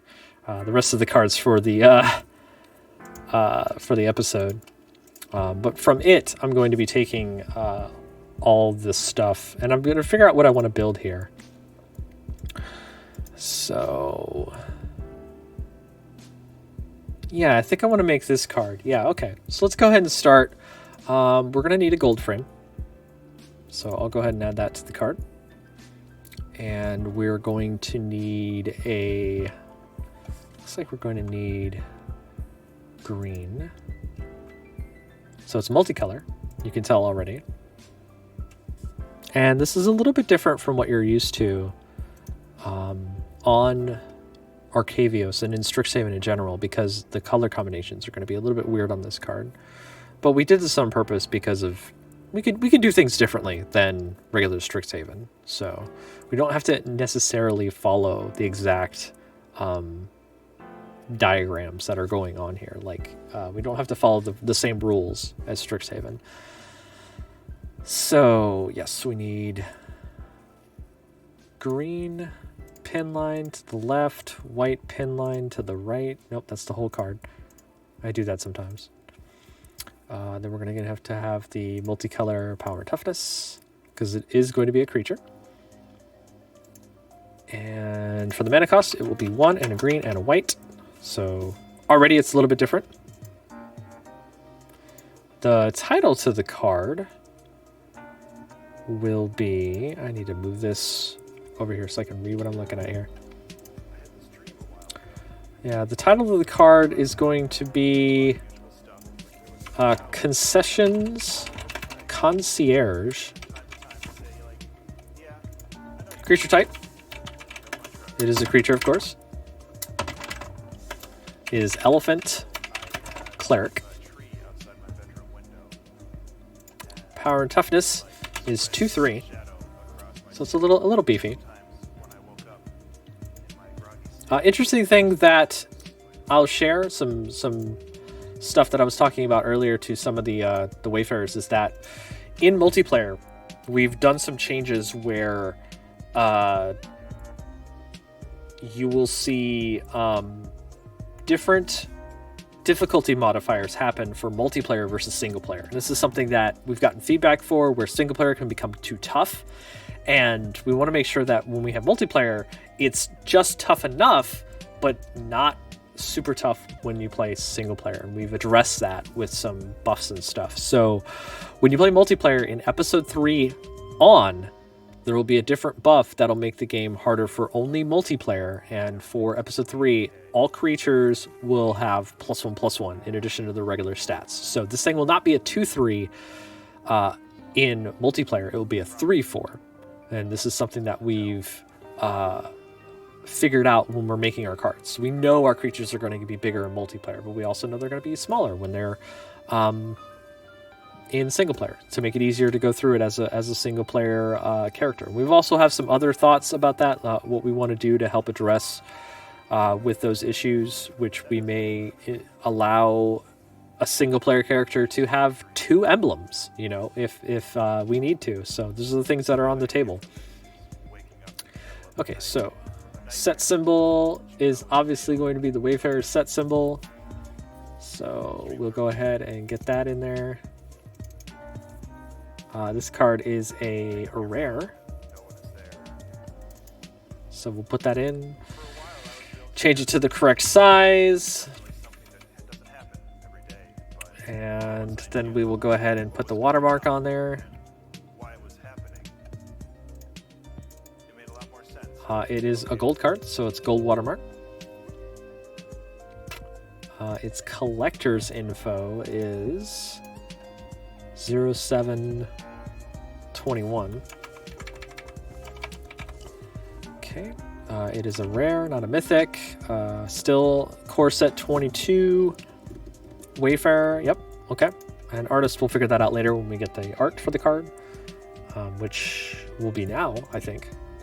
So let's go ahead and we like to do Scryfall. I mean, Scryfall is basically how everybody does all their stuff. So we'll do an advanced search here for an elephant cleric card type line, so we can just look for something that we can reuse. It's typically what we like to do.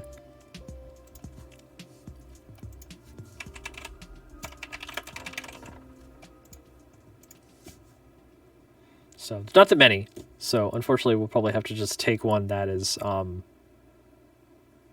being used here, which that locks it on Life Chanter is not a bad one. So yeah, that seems like a good one to take. So that our card art is from Nicholas Gregory.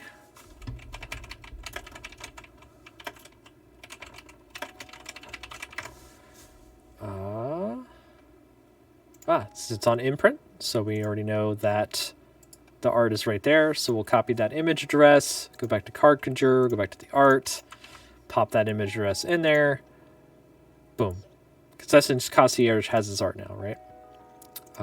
Its artist is Nicholas Gregory, as we said before, so we can put that in there. Okay, now we're ready for the last part of the card, which is the text. So what does the concession concierge do? What does it do?